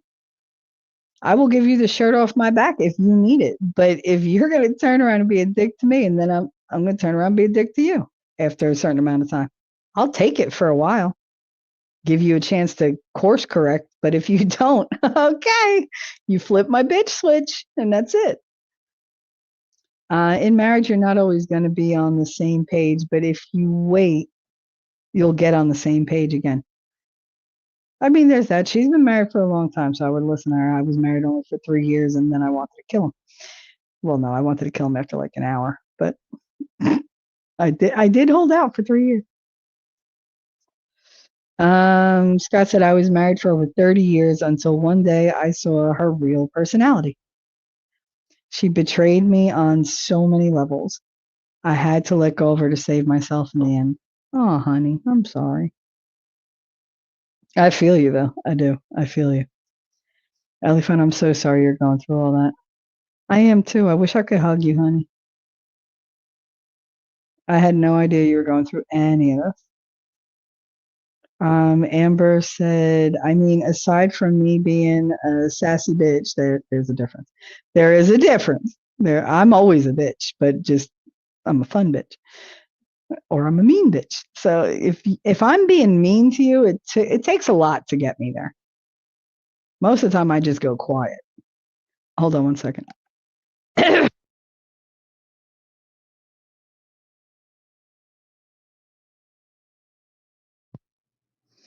Sorry, I had a coughing fit come on. Suzanne said, single is a beautiful freedom thing, folks. I quite enjoy it. I do and I don't. I just miss going through life with somebody and sharing experiences and having inside jokes and laughing with them and all that good stuff. I miss that. Bobby said, I couldn't stick around in a situation like that. I'll hang out in a prison for the rest of my life. With autism and ADHD, I typically need to be told what to do with my time. Anyways, I get that. I do. Pomeranians need a cat to keep them in line. There you go. Relax. I love your ears. Come down. Oh, I mean, yeah, I do. I love their little ears. They're so cute. But yeah, they're very bitey though. No, I keep her in line. She tries to order me around. I let her cuddle a lot. Oh, no, she doesn't bite. That's good, Scott, that she doesn't bite you. That's good. Scott out of context. It's funny, right? She doesn't bite me, only when I ask. It's the smell of the tooth getting drilled that gets me. Oh, that smell. See, I never thought about the smell because I was always so worried about that sound and vibrating in my head. Angie's a very good judge of character. I trust her. There you go. You have your puppy, and I have my kitties to trust character. I have a little Scrappy Doo dog. She's a tiny Shih Tzu. Ah, she looks full bred, but she's half long-haired Chihuahua. She's tiny and shakes. All Chihuahua, Chihuahua. I said that real ethnic. Wow, I the Chihuahua. The Chihuahuas all shake. Everyone never seen one that doesn't. And those little toy poodles shake too. She thinks she's a fierce canine. Well, see, that's okay. I'm going to defend tiny things. All right. We have really big mouths and we like to like pretend like we're going to fight you every 5 seconds because we have size insecurity. Like, usually we're louder and we tend to be like all in your face and like, whatever, like super tough because we're so small, because we're the ones you tend to pick on. So we put that out there that the little ones are the crazy ones and you don't want to fight them. This way we don't have to fight. You see how that goes? So I understand the tiny dog mentality. I do. Just be really like, okay, pick me up because they're coming toward me. Like it's that type of thing. It's that I'm gonna get you, I'm gonna get you, I'm gonna get you. I bit your toe. I hope you're satisfied. You learned your lesson. Like that's pretty much the extent of the damage we're gonna do. But okay, if you have too many of us together, it's like a school of piranha. And there you go. So we're lethal impacts. We'll kind of climb over you like, the monsters in the movies where you see all those like little robot things like coming out like little spiders and they just crawl over and cover you. That's short people when we get together. Ooh, that smell that's around you from Leonard Skinner. Great. Thank you, Wolfie. Exactly where my brain went. T3, all my husbands have passed on, so I'm good. You see, Suzanne, you don't have a problem because they're all dead. Good for you. That's less problems. I wonder sometimes. I'm like, oh dear God, I hope my ex-husband never finds out where I'm at, because I know he'd just show up. I told Katie, don't you dare give your father my new address. And she was like, well, he had the old one. I was like, yes, but you don't live here, so there's no need for him to have it because he'll just show up. All he's got to hear is, oh, she's upset, and he'll be on my doorstep. Let me comfort you. Get away from it. God, gross. So gross. But yeah, no, like I don't want any of my exes to know where I live. I've been scared of the dentist since Little Shop of Horrors. Girl. Really? Because that just made me laugh. I've been scared of the dentist since I went to a dentist. Go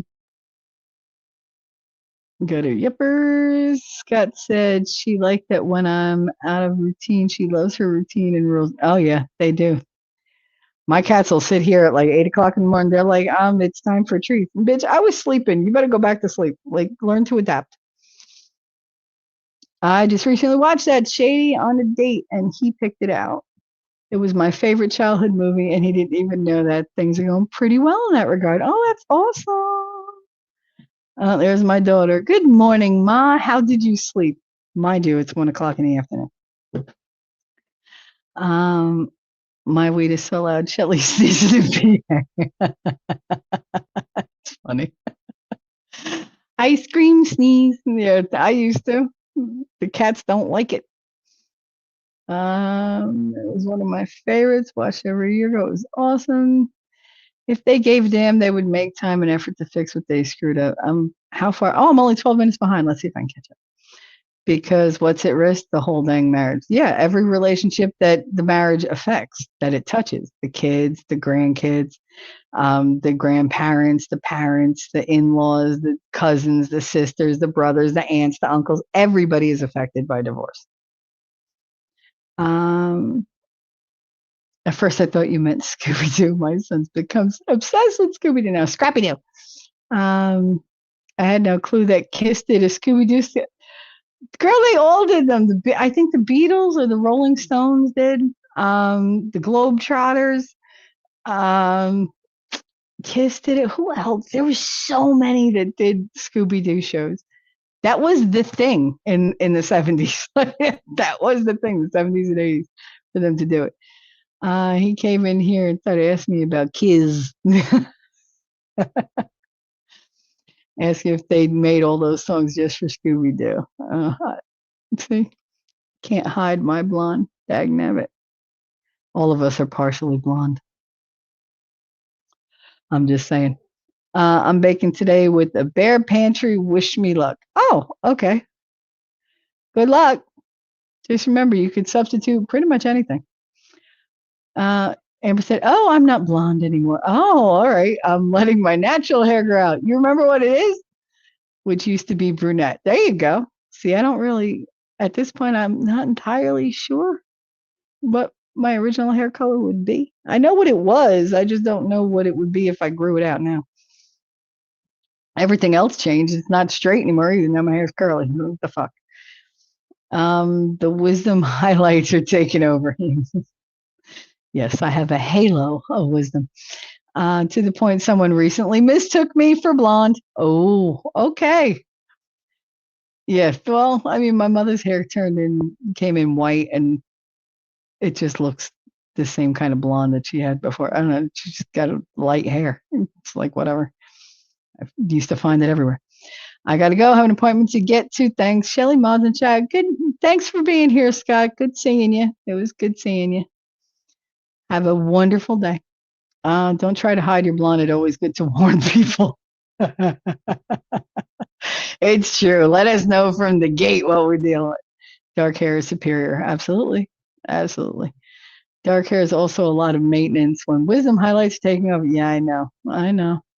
Those things crop up out of nowhere. Yep. Suddenly you're like, oh, look, my hair looks so good. And then all of a sudden you have a big patch of just like silver hair. It's great.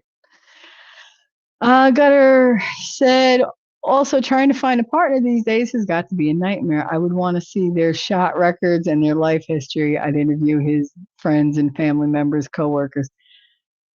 Yeah, I mean, that's what a normal person would do. Or you could just, fall for somebody you know nothing about and stay with them for 3 years and still know nothing about them. But yes, you could do that. Or you could find out all the stuff and be completely transparent, or you could just let it die on the vine. All a personal preference, I guess. And you said you can do counseling at night. They usually have after hours appointments, and there's an online option. There's always the online telehealth option. Always. They all do them online. Embrace the wisdom headlights. Wow, I said wisdom headlights. That's a different kind of aging. That will happen to you as well. Then I'd say, fucking, I'm going home with my toy. Oh, nice. Nice. Okay. Suzanne, you wrote girls start squirreling away cash. That's so not what I read. And I was like, oh my God, that went real graphic real fast. I'm not going to say what I thought it said, but it wasn't squirreling. Away cash, buy him cheaper cuts of meat and put away the paper. There you go. I'm getting wisdom highlights. It's freaking weird. My hair is sparkling. You're turning into a vampire from what the hell is that? That stupid Twilight. There you go. You're a Twilight vampire, Bobby. Oh no. My hair just gets darker with age. Gray hair is so pretty. I don't care that my hair is gray. I just don't like that it's all in the front. Like it's all just like this halo in front of me. Amber, some say weird, others say awesome. I am others. Embrace the wisdom. I don't wanna. I'm hoping to keep mine. I want to go full Gandalf. Nice. Bobby, hell, I currently look like a damn calico with my hair color. Kid says no more hair dye. Hair dye is really, really bad for you, but I really don't want to grow it. I don't know what I'm going to wind up with. I was actually going to get it professionally done white to get it over with, but fucking spending $300 on that. Yeah, no, because then you're not getting it over with. If you dye it all white, what about all your dark roots that are gonna come through? Because it's not gonna be all white. It doesn't change what's underneath. And then you're gonna have to like constantly put out that much to really damage your hair to turn it all white.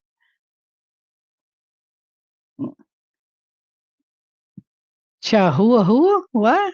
What's a chihuahua? I say chihuahua or chuhuahua. Chuhuahua.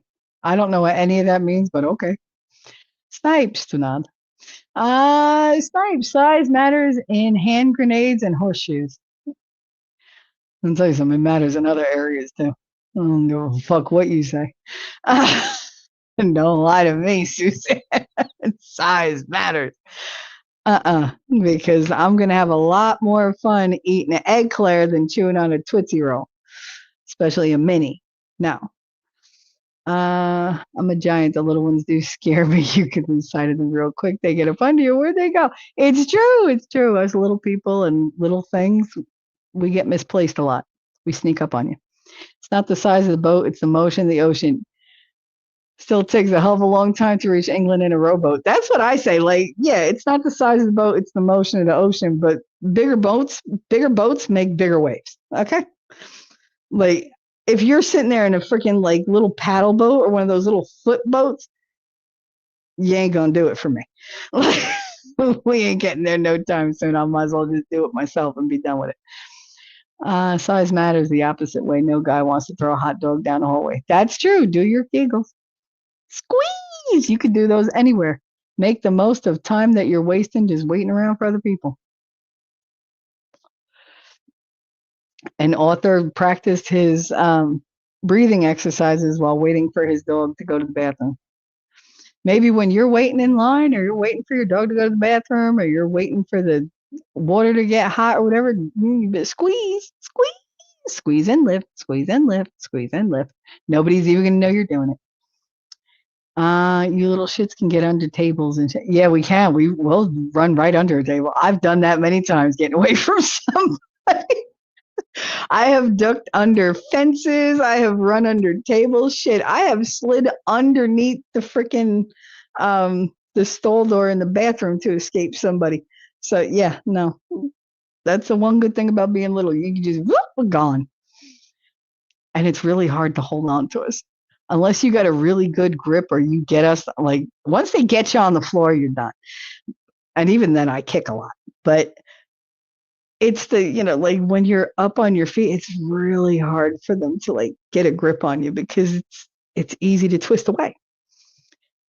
You duck and, gravity is your friend when you're little. Or you're close to the ground because you don't have that far to fall. And they do. Come at me like at a 45 degree. T3, mine were never stupid enough to show up. I'm a marksman. Oh, see? No, mine are stupid enough to show up and think I want them here. That's why I can't let them know where I'm at.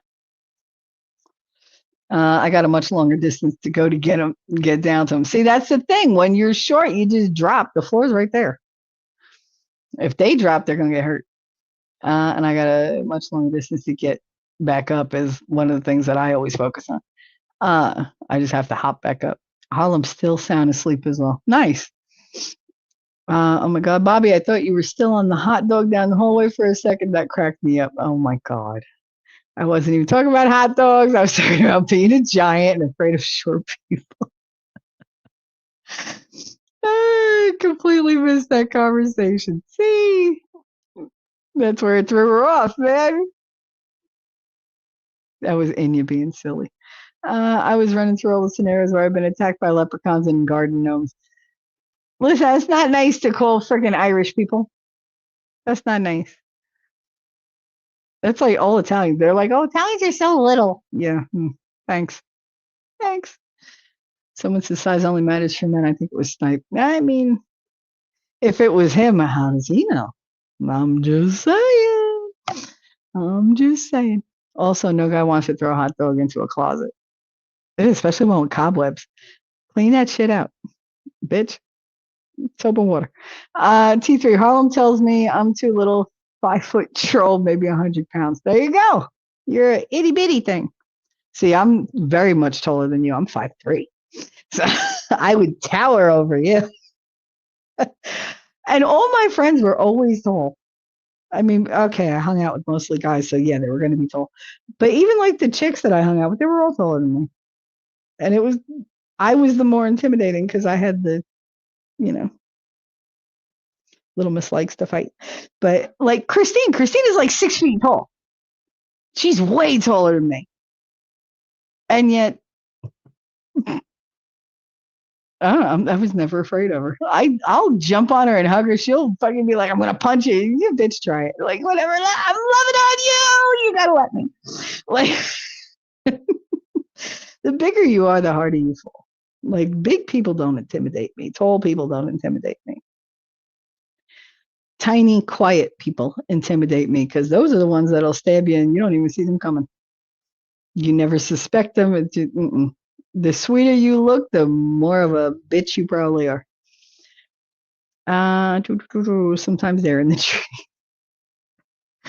I know, Amber, I need that. I was thinking about the hot dog too, but I didn't want to keep on with it. Oh, good God. Bobby, my auntie was 4'8". My uncle was 6'6". They had 5 kids.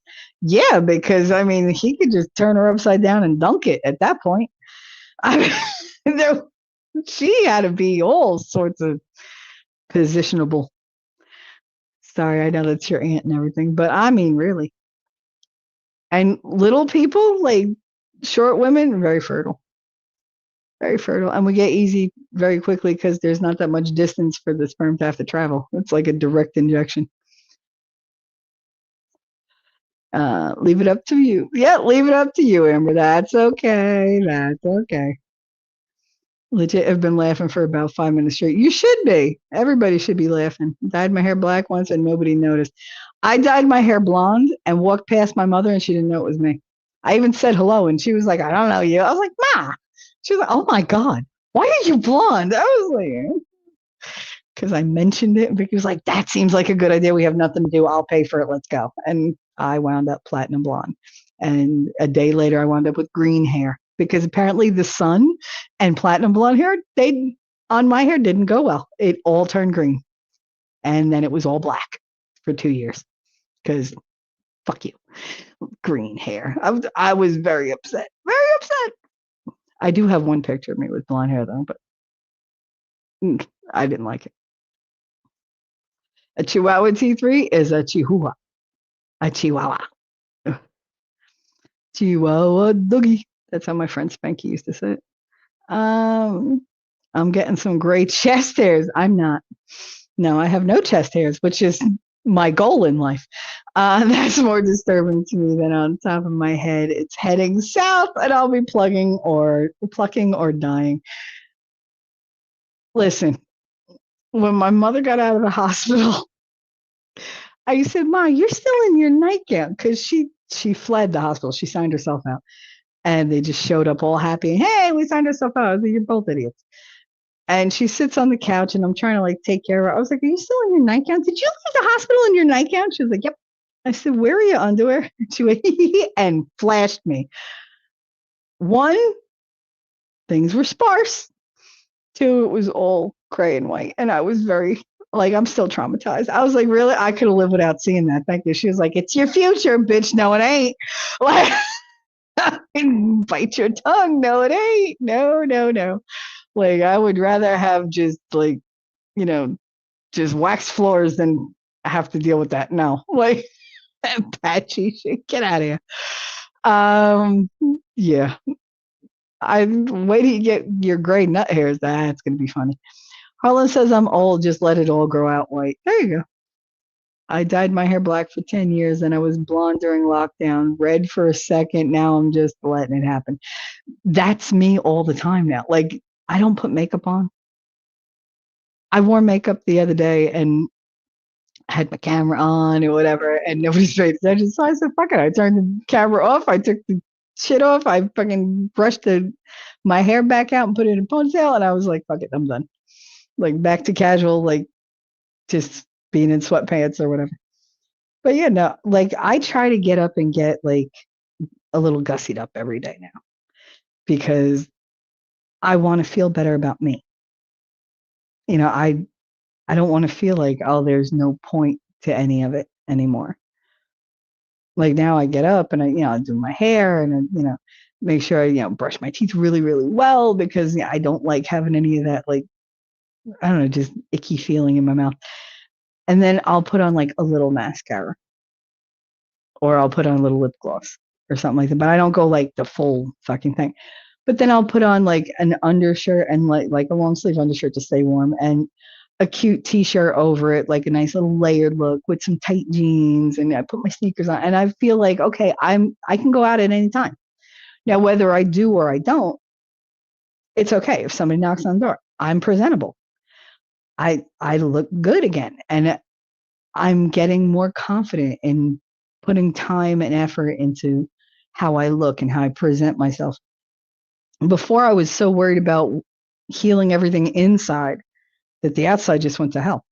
Now I got to work on the outside, being that, I've come so far on the inside. I still have miles and miles and miles and miles and miles to go. I have worlds to fucking journey through before I ever get to where I want to be. But I don't stop.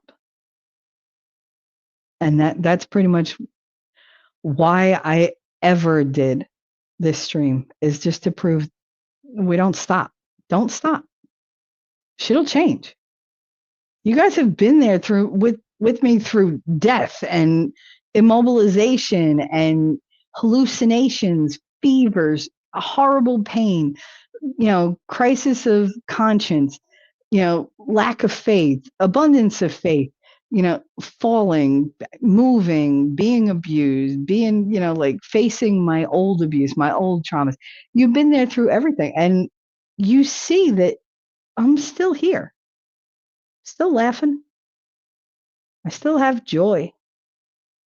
I still feel joy. I still bring joy to other people. Maybe not as often as I'd like or as often as they'd like, but it happened. Yeah, I'm still worthy. I'm still alive. I still have something to give. I still have things to change, and I still have time to do it. I have time to do it. No matter what I'm going through, I will take the time to do it. Even if it's only a couple minutes here, if that's all I can give, that's all I can give. You can do it too. There goes the squirrel. But you can do it too. That's the whole point of this. Anything can happen at this point. Every gray you pluck or pull, two grow in its spot. That's bullshit. But you are ruining the hair follicle, so don't do it, because you won't have like good hair to grow through and you wind up bald. I've got that really dark auburn going. Ooh, I like dark auburn. See, I'm a sucker for like the sandy blondes.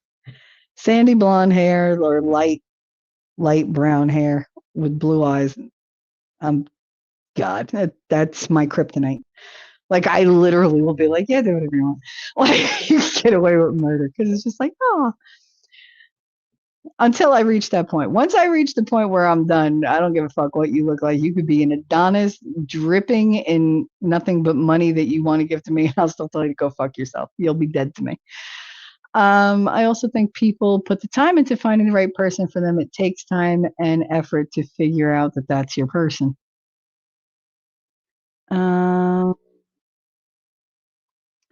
Bobby, are you saying you're a dark ginger? All the gingers coming out to play. All the gingers coming out to play.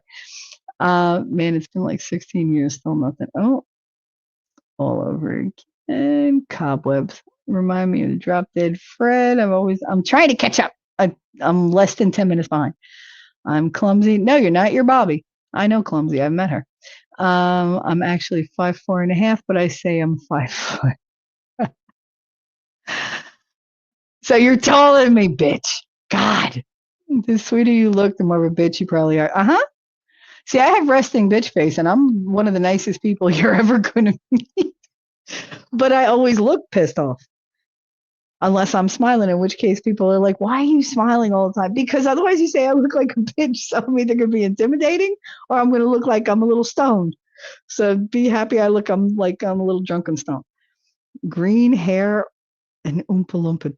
Yes, it was absolutely. I looked like an Oompa Loompa because of my green hair and my tan, because it was summer. So yeah, I was not loving it. The blonde hair was what initially led me to the Amber is Amber is a lie. I'm not really blonde. These aren't my eyes. These aren't my nails. That's what kills me. I was telling this the other day. I was like, these bitches are all about, I need somebody real. You got to be real. I bring my real self. They don't bring their real self. All these girls that are like, oh, he loves me for me. He loves you for you. You're 30 years younger than him, which means that none of your interests are really the same. I don't give a fuck how much you research it. You have fake eyes, fake eyelashes, fake contours on your face, fake eyelashes, fake nails, fake hair, fake eyebrows, fake coloring, more makeup than God could shake a stick at. So a fake skin condition. You have fake boobs. You've had ass enhancements. You've had like thigh and like calf enhancement. Like you're not that tall. You're wearing fucking heels. You ain't that skinny. You got a girdle on. Your tits ain't that high. That's a push-up bra. Like you have veneers on your teeth. Like everything about you is fake. Yet I'm supposed to be like, oh, he fell for me. Fuck you. Like those of us that are out there, like, you know what? I am 51 going on 52 years old. I have graying hair. My skin is not as elastic as it used to be. I lost a shitload of weight and I fucking made myself healthy again. But there are consequences with that. Like the boobs ain't that big. They're lower than they used to be. The skin, not as tight. Like, yeah, are there going to be problems? Yes. Is this me? Yes. If you love it, great. We're going to have a great time together. If you don't, go fuck yourself and let me go. Like, that's the way I look at life now. The same as I'm looking at my partner. I'm not looking at somebody and going, I want you to change. I want you to be different. I want you to fix this and fix that and fix that. If you want to do that, good. We'll do that together. That's the way a relationship should work. You work on the stuff together. You don't set like, oh, you have to do this or no, whatever. Like I can't. When I come across people that act like that, I'm like, oh, you want like this perfection in your partner. Let's see what you look like through the actual lens of reality. Not through your imaginative lens, not through the I'm working toward lens, not through your I'm going to do lens, through your actual lens. And when you are perfect, then you get to dictate to somebody else their worth based on their physicalities. That's how I feel. But it is what it is, right? I'm just glad you don't all have tails. I don't know what I'd do if I had a tail. I think it would be uncomfortable to sit, don't you? Because my cats never look comfortable when they're sitting. They only look comfortable when they're laying down. When they sit, I'm like, isn't your asshole cold? Because your ass is literally hitting like my desk, which I really hate thinking about that their bare assholes like sitting on my desk. That's why I have the Lysol wipes here all the time. But yeah, I mean, it looks uncomfortable. I wouldn't want a tail. I think horns would be easier to deal with than a tail. But maybe not for me because I'm orally fixated, so that I might impale a motherfucker. So yeah, maybe a tail is better for me. I don't know. Or better for them. I've been every color except black. Suzanne, your hair is racist. No, don't take that in any way. That was meant to be a joke. I have a fake fish and a husband. That's about all I can handle as far as animals go. Gutter, you have a fake fish. What do you have? One of those Billy fishes things that they're like that thing on the wall. Remember we all had Billy Bass, the fish? I love that fucking thing. Would have liked it to have a different name, but whatever.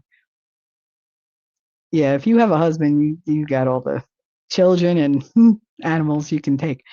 That's disturbing. A fake fish. I really do think not a fleshlight. Robo alive fish. Robo alive fish. Like, do you fake go fishing? Do you like throw it in the bathtub and sit there with a like fishing rod and then eventually like lets you catch it?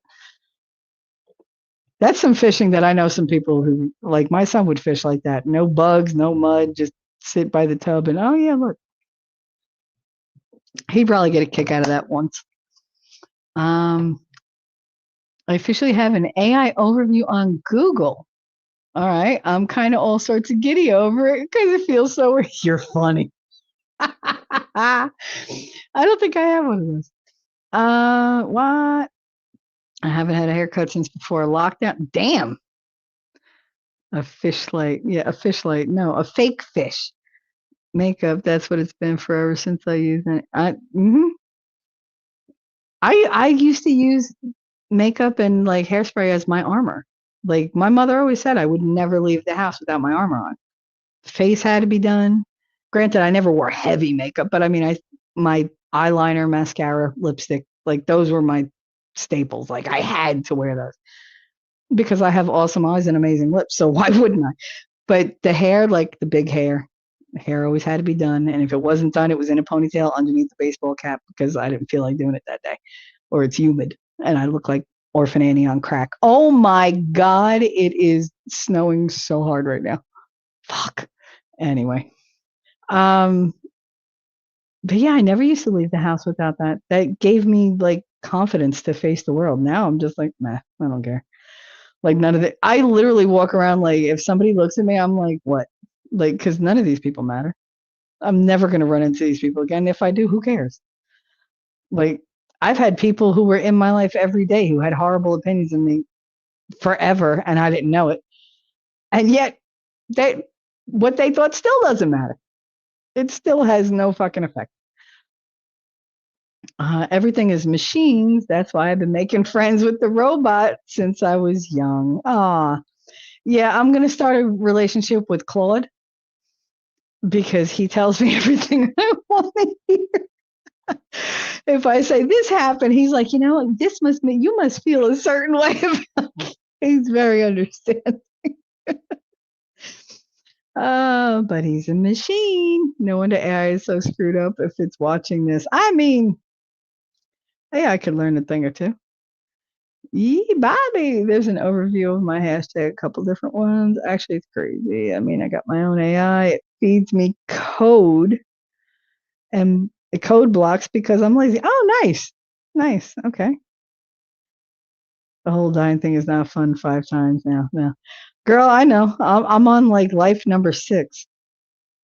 When I think of how many times I've crossed over and crossed back, I'm like, how the hell?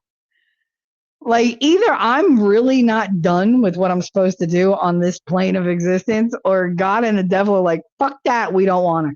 And they just keep kicking me back. Like, we ain't ready. We ain't ready. I need more time. Like, so I don't think God is like that. I think God's like, yeah, no, you're not done. Go back. Go back, go back, go back. I'm not, it's not your time yet. You got more suffering to do. I'm actually afraid to see if Google knows about one of my screen names. Ooh, what would they find out about? AFK need coffee. All righty.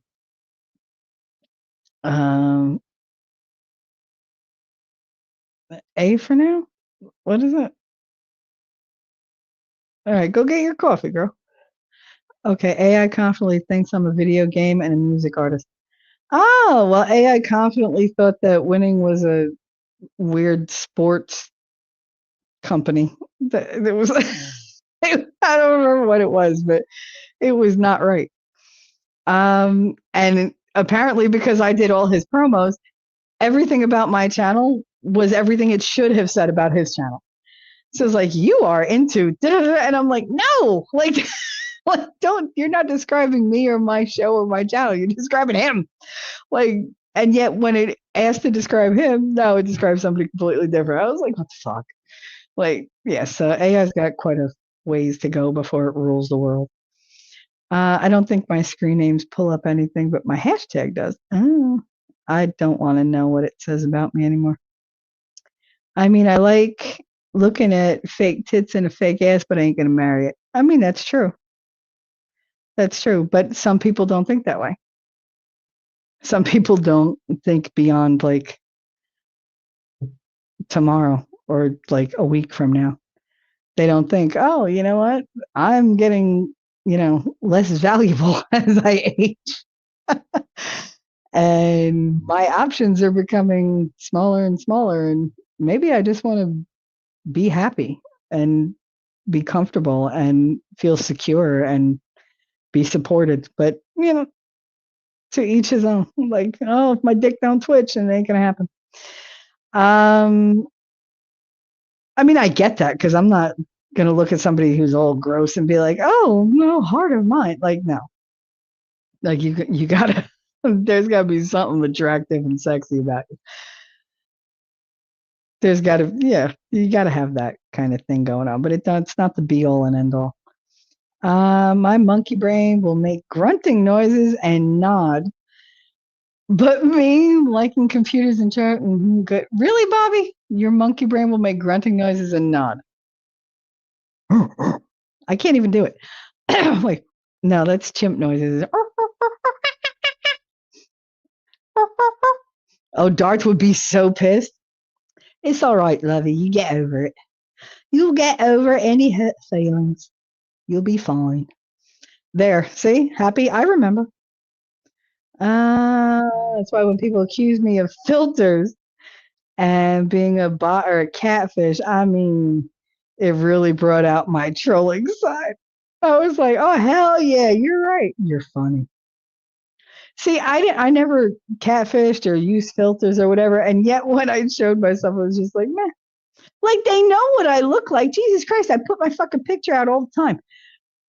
But yeah, it is what it is. Like I don't care at this point. I'm like, fuck you. I don't know, Shelly. Have you seen cats do that leg thing? Oh, that leg thing where they throw their leg behind their head and they access parts that we're like, damn, I wish I was that flexible. Yeah, I've seen them. My cats like to throw in that extra wet licking noise when they're doing it so that it really schwicks me out. Especially Boo. Boo will do it now. Even Connor noticed. He was like, why does he sound juicy when he does it? I'm like, I don't know. He never did that before. Now it's just like, I'm like, ugh. It feels like I'm watching that doctor that was on the Johnny Depp trial, the one with the weird face affectations that were like, who said Marlon Brando, isn't he dead? Like, like I can't, that doctor, I still laugh. He was so gross. I like to sit in the tub with my rod. That's awesome. You should do that. And I hope you get a bite somewhere special, like toward the drain. I had a phone call from my oldest. Now my sister has texted her because she can't be friends with my daughter. The family members are picking sides now. The phone chain has started. You know what? Tell them all to go fuck themselves. I hate that shit. I purposely did not contact my brothers and sisters to tell them that I moved. I only told Freddie because he texted me first. And I was like, you know what? I'm just going to let him know. Who he tells, that's on him. But I wasn't going to go around like, oh, they threw me out. They told me to leave. And like, fuck that now. Like he said, I want your son out. I want you out. Bye. And we're out. But don't get it twisted like it was something that I chose to do just willy-nilly. No, it cost me a shitload of money to move. And it was very traumatic and like it was very stressful. So that's all on him. Same thing with yours. You know, if they're going to pick sides, okay. You don't have to do that. You don't have to acknowledge that they're doing it. You don't have to even give it any credence. Just fuck them. That's ridiculous. It's absolutely ridiculous to have that kind of pettiness in a family. That's not family. That's just people who are related by blood, by accident.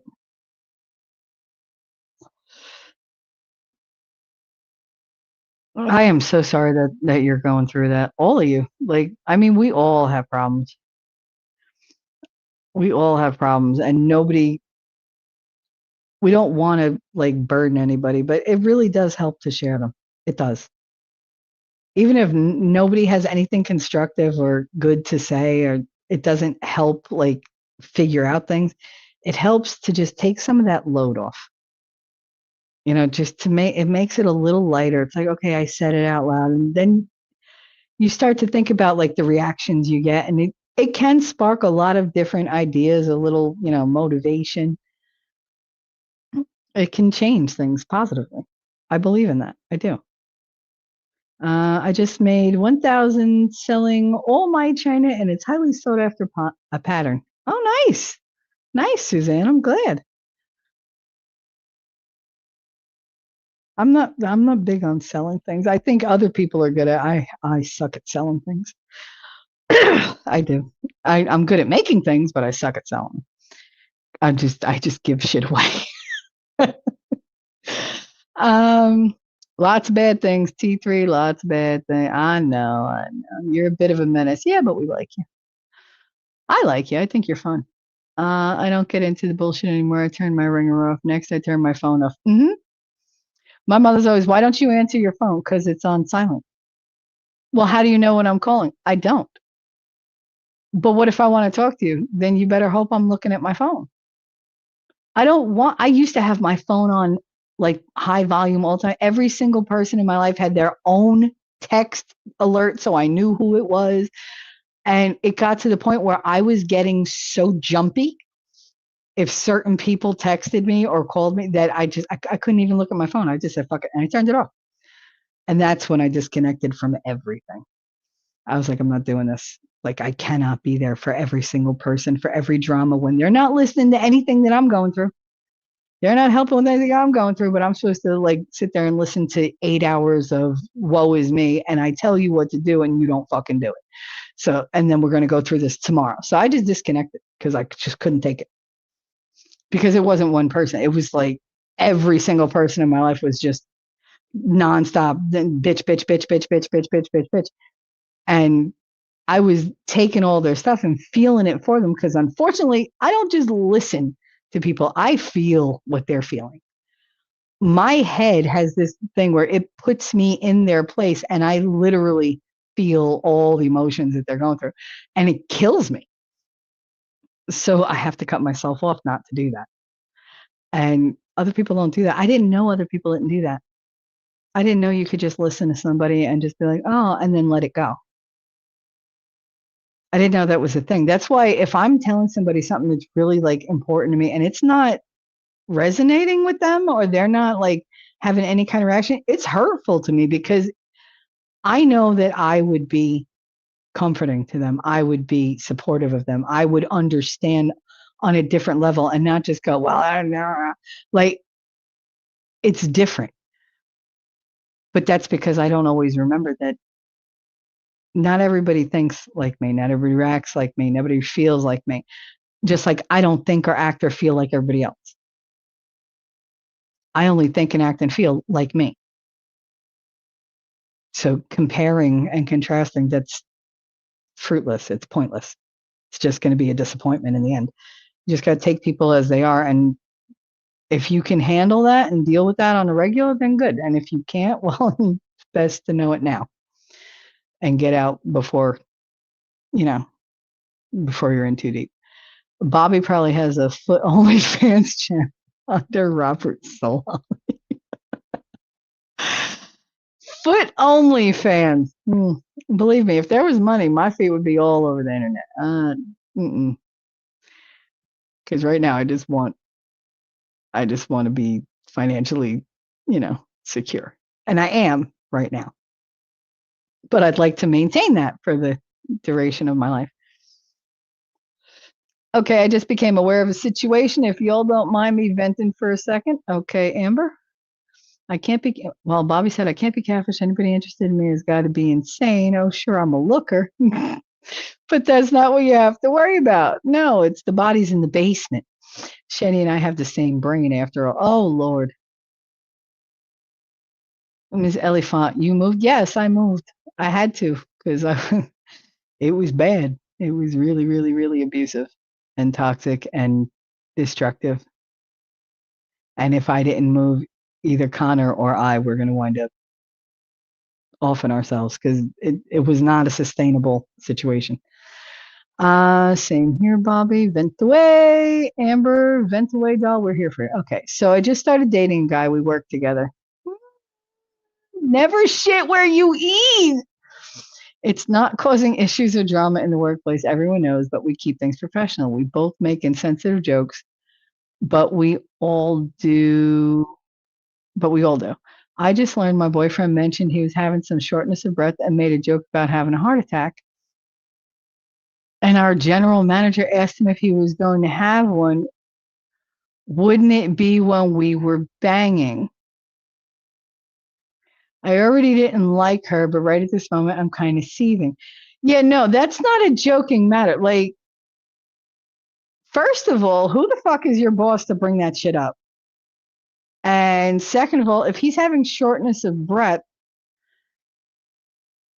like obviously that's a physical thing. Like, why is she joking? Oh, well, if you're gonna have a heart attack, it'd be when you're banging Amber, right? Like that's inappropriate for the work, and two, none of her fucking business.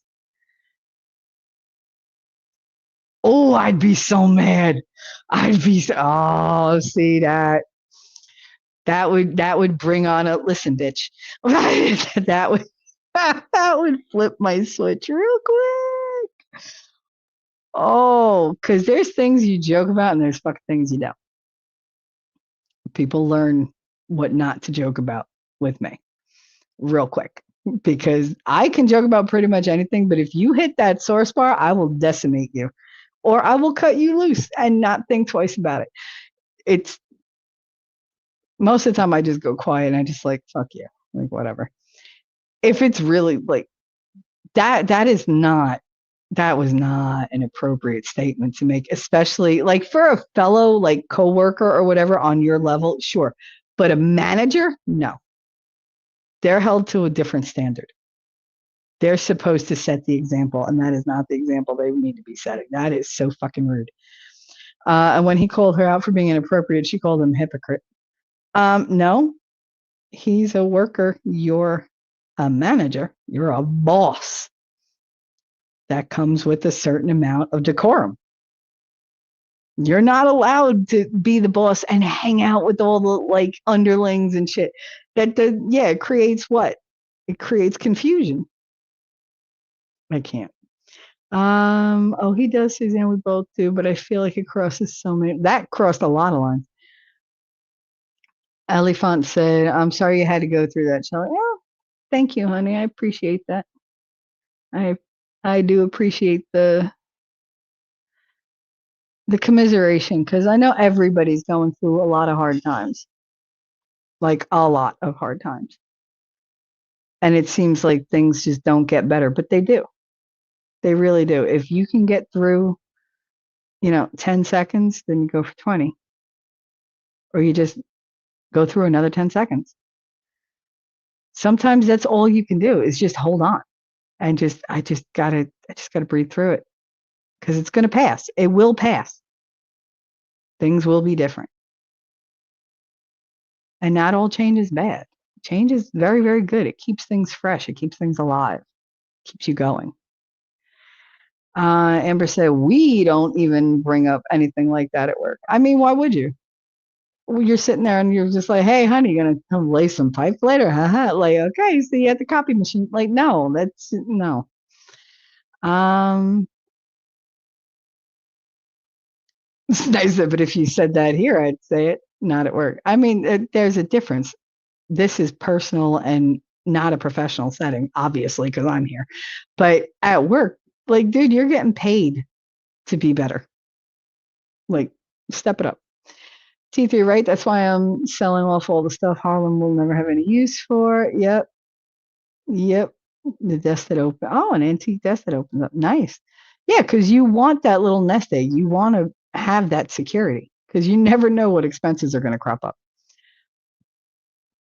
Oh, Lord, I know what to not joke about with T. Yeah, I know. I know. There's really only one area, and it's always going to have to do with kids.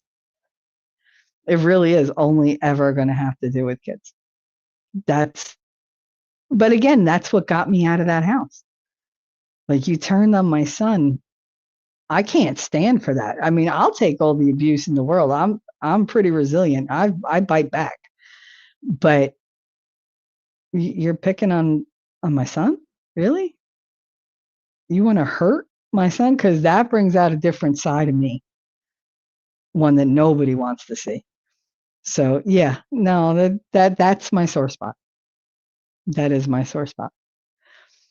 Oh yeah, he was gonna wait to tell me until he gets out of work later and we see each other. I'm glad he didn't because I'm gonna need the next hour to calm down a bit. Yes, you will.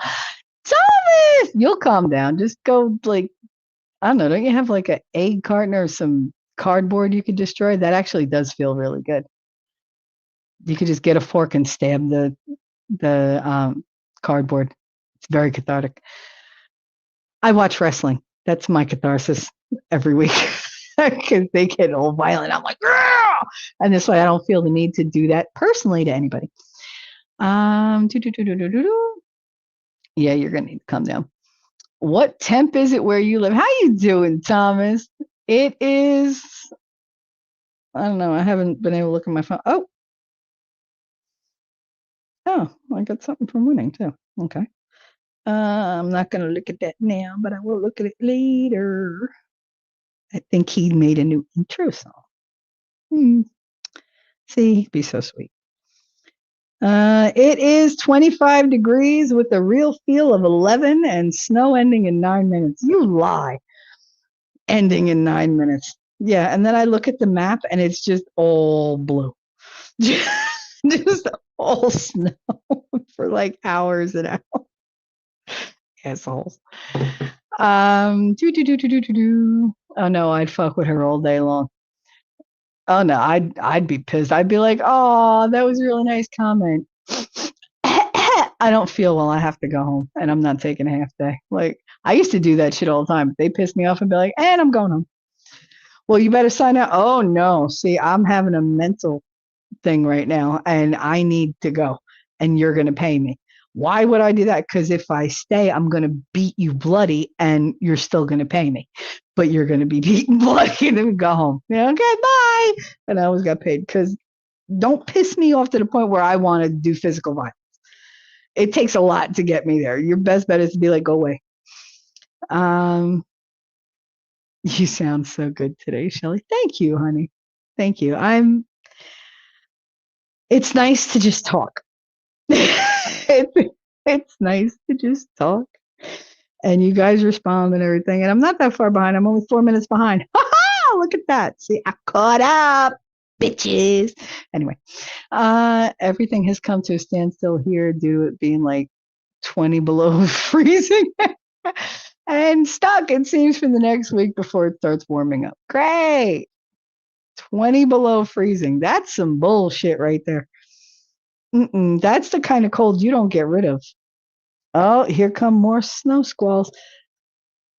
That's the thing. The wind is kicking up all the freaking snow because this is not wet snow at all. Has anybody else noticed the type of snow we've been getting? This shit is like powder. We had two like kind of wet snows like when it first started snowing in October on the mountain. By the way, I don't like snow in October. That's unnatural. It just turned fall. Like, where are my freaking apples and pumpkins and where's Halloween? I don't want snow in October. So, what was I saying? I squirreled so hard I fell out of the tree. Oh, so the quality of the snow. This has all been powder. So every time the wind blows, you get like these giant snow dunes that like they just wanted to have a whole area where there's no snow. You see the grass and everything else, and then you have like a 2-foot high pile of snow where it stopped. It's all over the place. But it makes driving really difficult because you can't see shit. Y'all, I drove through fog.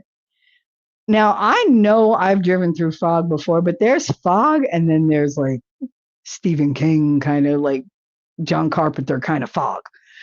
And that's the shit that I drove through that kind of was like, I'm not looking up. I was like, don't talk to me.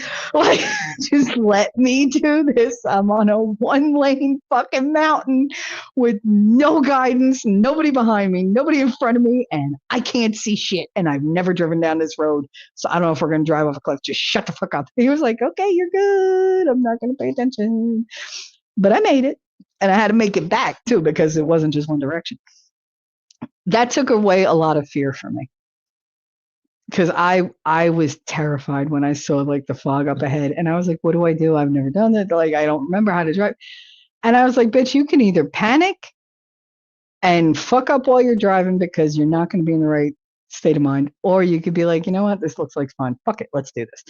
And I went with option number 2 and it was great. It was great. I white knuckled it the whole freaking way, but I also vaped the whole freaking way because I was like, nah, I'm going to be chill about this. And it worked out. So, see, a lot of what you put in your head is what determines how things are going to affect you and how things are going to go. I could have easily gotten into an accident if I was overstressed. But no, I just went with the flow and I took it easy and I was like, I'm in no rush, fuck it. And I was fine. And I came out better for it. Usa, I love you, darling. We love you. We love you, Gutter. Thomas, I'm so sorry. I could not survive in weather like that. Yeah, no. Mm-mm. Nope. Nope. I wonder if Katie has like screws and like a plate in her leg. I wonder if that kind of cold would make her legs cold. Because I know sometimes she feels like a chill in those areas. She's like, I don't, and she doesn't understand why because she doesn't know what's there. She doesn't understand how much machinery is in her leg. But sometimes she'll be like, my leg is really cold. I don't know why. I think now I know why, but I'm never going to tell her that because then it'll be stuck in her head and she'll always feel it. I couldn't live in Canada. Nope. Couldn't live in Canada. That kind of cold? No, I don't even want to understand that kind of cold. Suzanne said, come at Harlem. I will send you to meet Jesus that very day. Yeah, girl, I know. We're alike in that way. We're very, very much mama bears. You don't come from my kids. And that was the same when I was teaching. Those kids were my kids. As long as they're in my possession during the day, I am responsible for them. Those are my kids. Thomas said it was so cold the other night they fired up the gas fireplace all night long and dude passed out while it was still burning away. Oh damn. T3, that's bikini weather. What you have? Yeah, okay, bikini weather. Mm-hmm. Shelly for chat. Oh no, what are you doing, Wolfram? 40 degrees Fahrenheit in Middle Tennessee on this Dolly day. Ain't you sweet? Ain't you sweet? I love Dolly Day. Can't believe it's Martin Luther King Day. And like I completely forgot about it. I was looking at the thing going, wait, don't people have off that day? I was like, isn't that like a federal holiday now? It's so cold here. We had no snow or anything to the point we have a massive burn ban now because of how cold and dry it is. Yeah. I didn't think that was a thing until I moved to the mountains. That they're like, it's too cold for fire. We're like, wait, what? Like, you can't be burning shit outside because everything will go up. It's like, oh, okay. Thanks for letting me know. Wish other things could be extended. Yes, I know. Holy crap. It really is whipping and it's circular. Like it is making little snow tornadoes. Like I'm sitting here watching like a whirlwind right outside my window. It's just going round and round and it's going like across the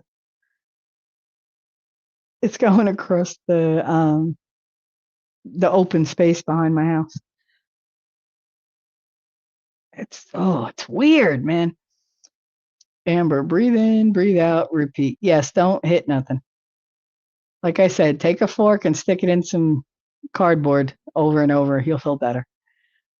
Even if you do it methodically and not psychotically, just sit there and get a nail file and just make holes in cardboard. Believe it or not, making it over and over and over and just the sound will actually bring your tension down. Because you feel effective. Your brain registers it as you doing something effective and productive. So you move on. It's a weird psychological thing, but try it. It works. Oh yeah, that happens in like October here where the fog at night on those back roads in central Pennsylvania. Yep. The real Silent Hill type. Yep. It really it's creepy. You're like, oh my God, I can't see anything. And I know there's a cliff like right next to me. Why can't I see anything? Heidi said T3. Hi, honey. Amber said, oh, I'm breathing. I'm just concerned tomorrow she won't be. No job is worth getting to a fight. And no fight is worth losing a job, I should say. Girl, if anything, I'd be there and just let her see. I wouldn't even react. You go in like nothing happened and let her worry all motherfucking day when it's coming. Don't go in mad. Go in like, da, da, da, da, da, da, da. Let the anticipation of what's to come do the damage itself. And this way you can't be held responsible either. Be like, I didn't say anything. Well, she expected. That's her problem, not mine. I let it go. I'm the better person. And it will drive her insane. That's one of the things, like I always tell people, like, if you're waiting for me to exact revenge, don't, because either I'm not gonna, or it's gonna be way down the line when you never see it coming. And I'm not gonna do it to your back. I'm gonna walk right up to your face and stab you in it. Like that. That's how I'm gonna have my revenge. It'll be in your face and big, or not at all. It's fun watching you try to figure out which one it's gonna be, because I already know. But I'm going to keep that to myself. So that's one way to fuck with her in the best way possible, and you can't get in trouble for it. And it is very gratifying watching them like term on the hook. They just keep like twisting and twisting and twisting because they don't know what you're going to do. I would never make it in jail breathing. The perfect rebuttal. Plan the perfect rebuttal. Oh yeah, work them all out in your head. Just don't say them. Have them at the ready, but I just ignored the shit out of her. And every time she looks at you, just give her the sweetest smile. I would do that every time. When I smile at people like that, it freaks them out. I had a whole friggin' boardroom back away from the table because I smiled at somebody who pointed her finger right in my face. I just looked at her and smiled, and they were just like, whoop, because they were like, she's gonna kill her. No, I was very calm. Very calm. I didn't even have to move because I didn't need to. You could be menacing without being menacing. Go for that. It's fun. And like I said, you can't get fired for it. Must be nice. Close to the coast, you probably get more humidity too. Yeah. Yeah. I'm sure your daughter feels uncomfortable with metal plates.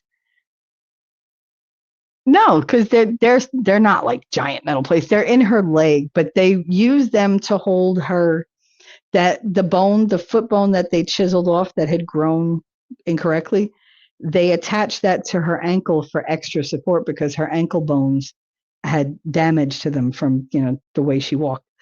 So there are metal plates and screws in there holding everything together. But she doesn't feel that. It's just she feels the cold once in a while. And on occasion, she might feel like the surgery scar, because it was really tight. She doesn't heal from surgery scars. She gets those, what are the keloid, whatever thing, like she gets like the scar on the scar, so it never goes away. So every time she's had any type of surgery, you can see where it was because it's right there, right down to the little, like the dots for the stitches, where the stitches were, you can see them. She don't care. I mean, it's not like she goes around in dresses or whatever, but she's like, this is weird. Why does it look like this? And I have to explain it every time. We're not that far north either. It's just super cold or tornadoes here. Yeah, well, that's how Kansas was. Wolfie would be extended. They have those at Extended Chat Toy Store for to bite me. All right, they say those metal plates do make them cold, not to freak you out, but my stepdad had 2 metal rods down his spine. He fell in the river and it shocked his heart and he died. Oh my God. Oh my goodness. Well, I mean, luckily Katie's in the house. She's also had these since she's 14. So she's had them more than half her life. They've been working out. So she'll be all right. But thanks for letting me know that. Oh my God, that's terrible. 2 metal rods down his. Ugh. Maybe it depends on the type of metal. I don't know. She doesn't set the detectors off at the airport, which I thought she would. You would think she would, but no. Oh yeah, so like Lady was saying, like today the Tennessee governor declared it Dolly Parton Day because it's her birthday. Happy birthday, Dolly, we love you. It's so cold. My cats have, for the most part, learned to get along and hang out with me to stay warm. Yeah, mine do that. Now they're like, oh, I love you, because they cuddle each other. Yeah, because they're warmer that way. And then they get aggravated. Susan said, damn gutter, I'm so sorry. I mean, I'm sorry too, but that's some shit. Like, you never hear some shit like that. Oh my God. like really odd ways to go. Like, I can't. I can't. I mean, if I fall into water, I would think I'd die by drowning, not by like some weird thing because I have rods in my back. How does that even work? Like, my mind is trying to wrap around the science of it. I can't. I gotta look into that. That's really interesting, Gunnar. I never would have thought something like that could happen. Jake, just take a fork and stick it in a. No, don't do that. Don't do the wall socket thing. I knew people that used to put like bobby pins in electrical sockets to see what they would do. I'd be like, you're gonna get zapped. Like, are you stupid? Like, and they do it anyway. What it said is January started with an 80-degree day. Yep. Yep. It was really warm here, and that's why I think we got so sick. Amber, get out of my head. I'm almost caught up. And I think we've done a very good show. I got a lot out. I enjoyed hanging with you guys, but there's other stuff I got to do today. I really only planned on going 2 hours, so I did double. But then again, we haven't been together in a really long time. High's only 27.15 for the low tonight. Ugh. Wolfie got a perm? Did Wolfie get a perm? Amber said the thing is she's literally so unintelligent that I'm not sure would even register how inappropriate it was. I'm legit going to refuse to acknowledge her. When I'm calm, people get scared. See, girl, you know. I'm kind of surprised the titanium plates in my lower leg are not really bothering me with how cold and dry it is. I'm glad that they're not. I'm glad that they're not. I would look like a furball. What? Oh, with the perm? Wolfie, I think we should try it and see. Well, you don't know until you try. I honestly don't understand why anybody would live in Kansas willingly. I mean, it wasn't exactly willingly. I was trying to save my marriage. That should have showed you the depths I was willing to swim to try to recover that shit. They probably lived in Indiana before it was an upgrade. That's funnier than you know. Funnier than you know. Oh my God, Gutter, I'm so sorry. I didn't register that comment about your stepdad when I made the fork in the wall comment. Now I feel so insensitive. Oh, please. Gutter has the best sense of humor. Like, she knows that you were joking. One dove was being an ass. One dove was being an ass. Wait. So it looks like some governors are starting to really push to control 3D printing before they lose complete control, but I beg to differ. I say they already lost that control. I mean, they lost a lot. Recently heard a story about a spork, a jail cell, and a rear end. That was an interesting stream. Whose stream was that? The spork was used to get a phone call. Really? That's bizarre. Oh, okay. Spork in the ass is how you use a phone to get perfect reception. Is that like having the kids stand and hold on to the rabbit ears at the television and say, don't leave? Love you, T3. Looking forward to the next time. I love you guys too. Thank you for hanging out with me and for listening to me go on and on. And please remember, no matter how dark everything gets, no matter how bad you think it can get better, and it will. You just gotta stick it out. And you gotta be willing to sacrifice some things and really push for others. You gotta be willing to fight. If you don't fight for you, nobody else is gonna. Fight for you, and other people will support you and help you. And if they don't, at least you know you have you. AJ stream, it's fine. All right. I mean, a spork in prison, that's... But anyway, thank you guys for being here. I love you very much. I feel much better after having talked to you. And I have to figure out what I'm going to do. If this is going to continue or have a theme or whatever. So we shall see. Stay tuned. Love y'all. And I will see you in the Funny Papers. Bye.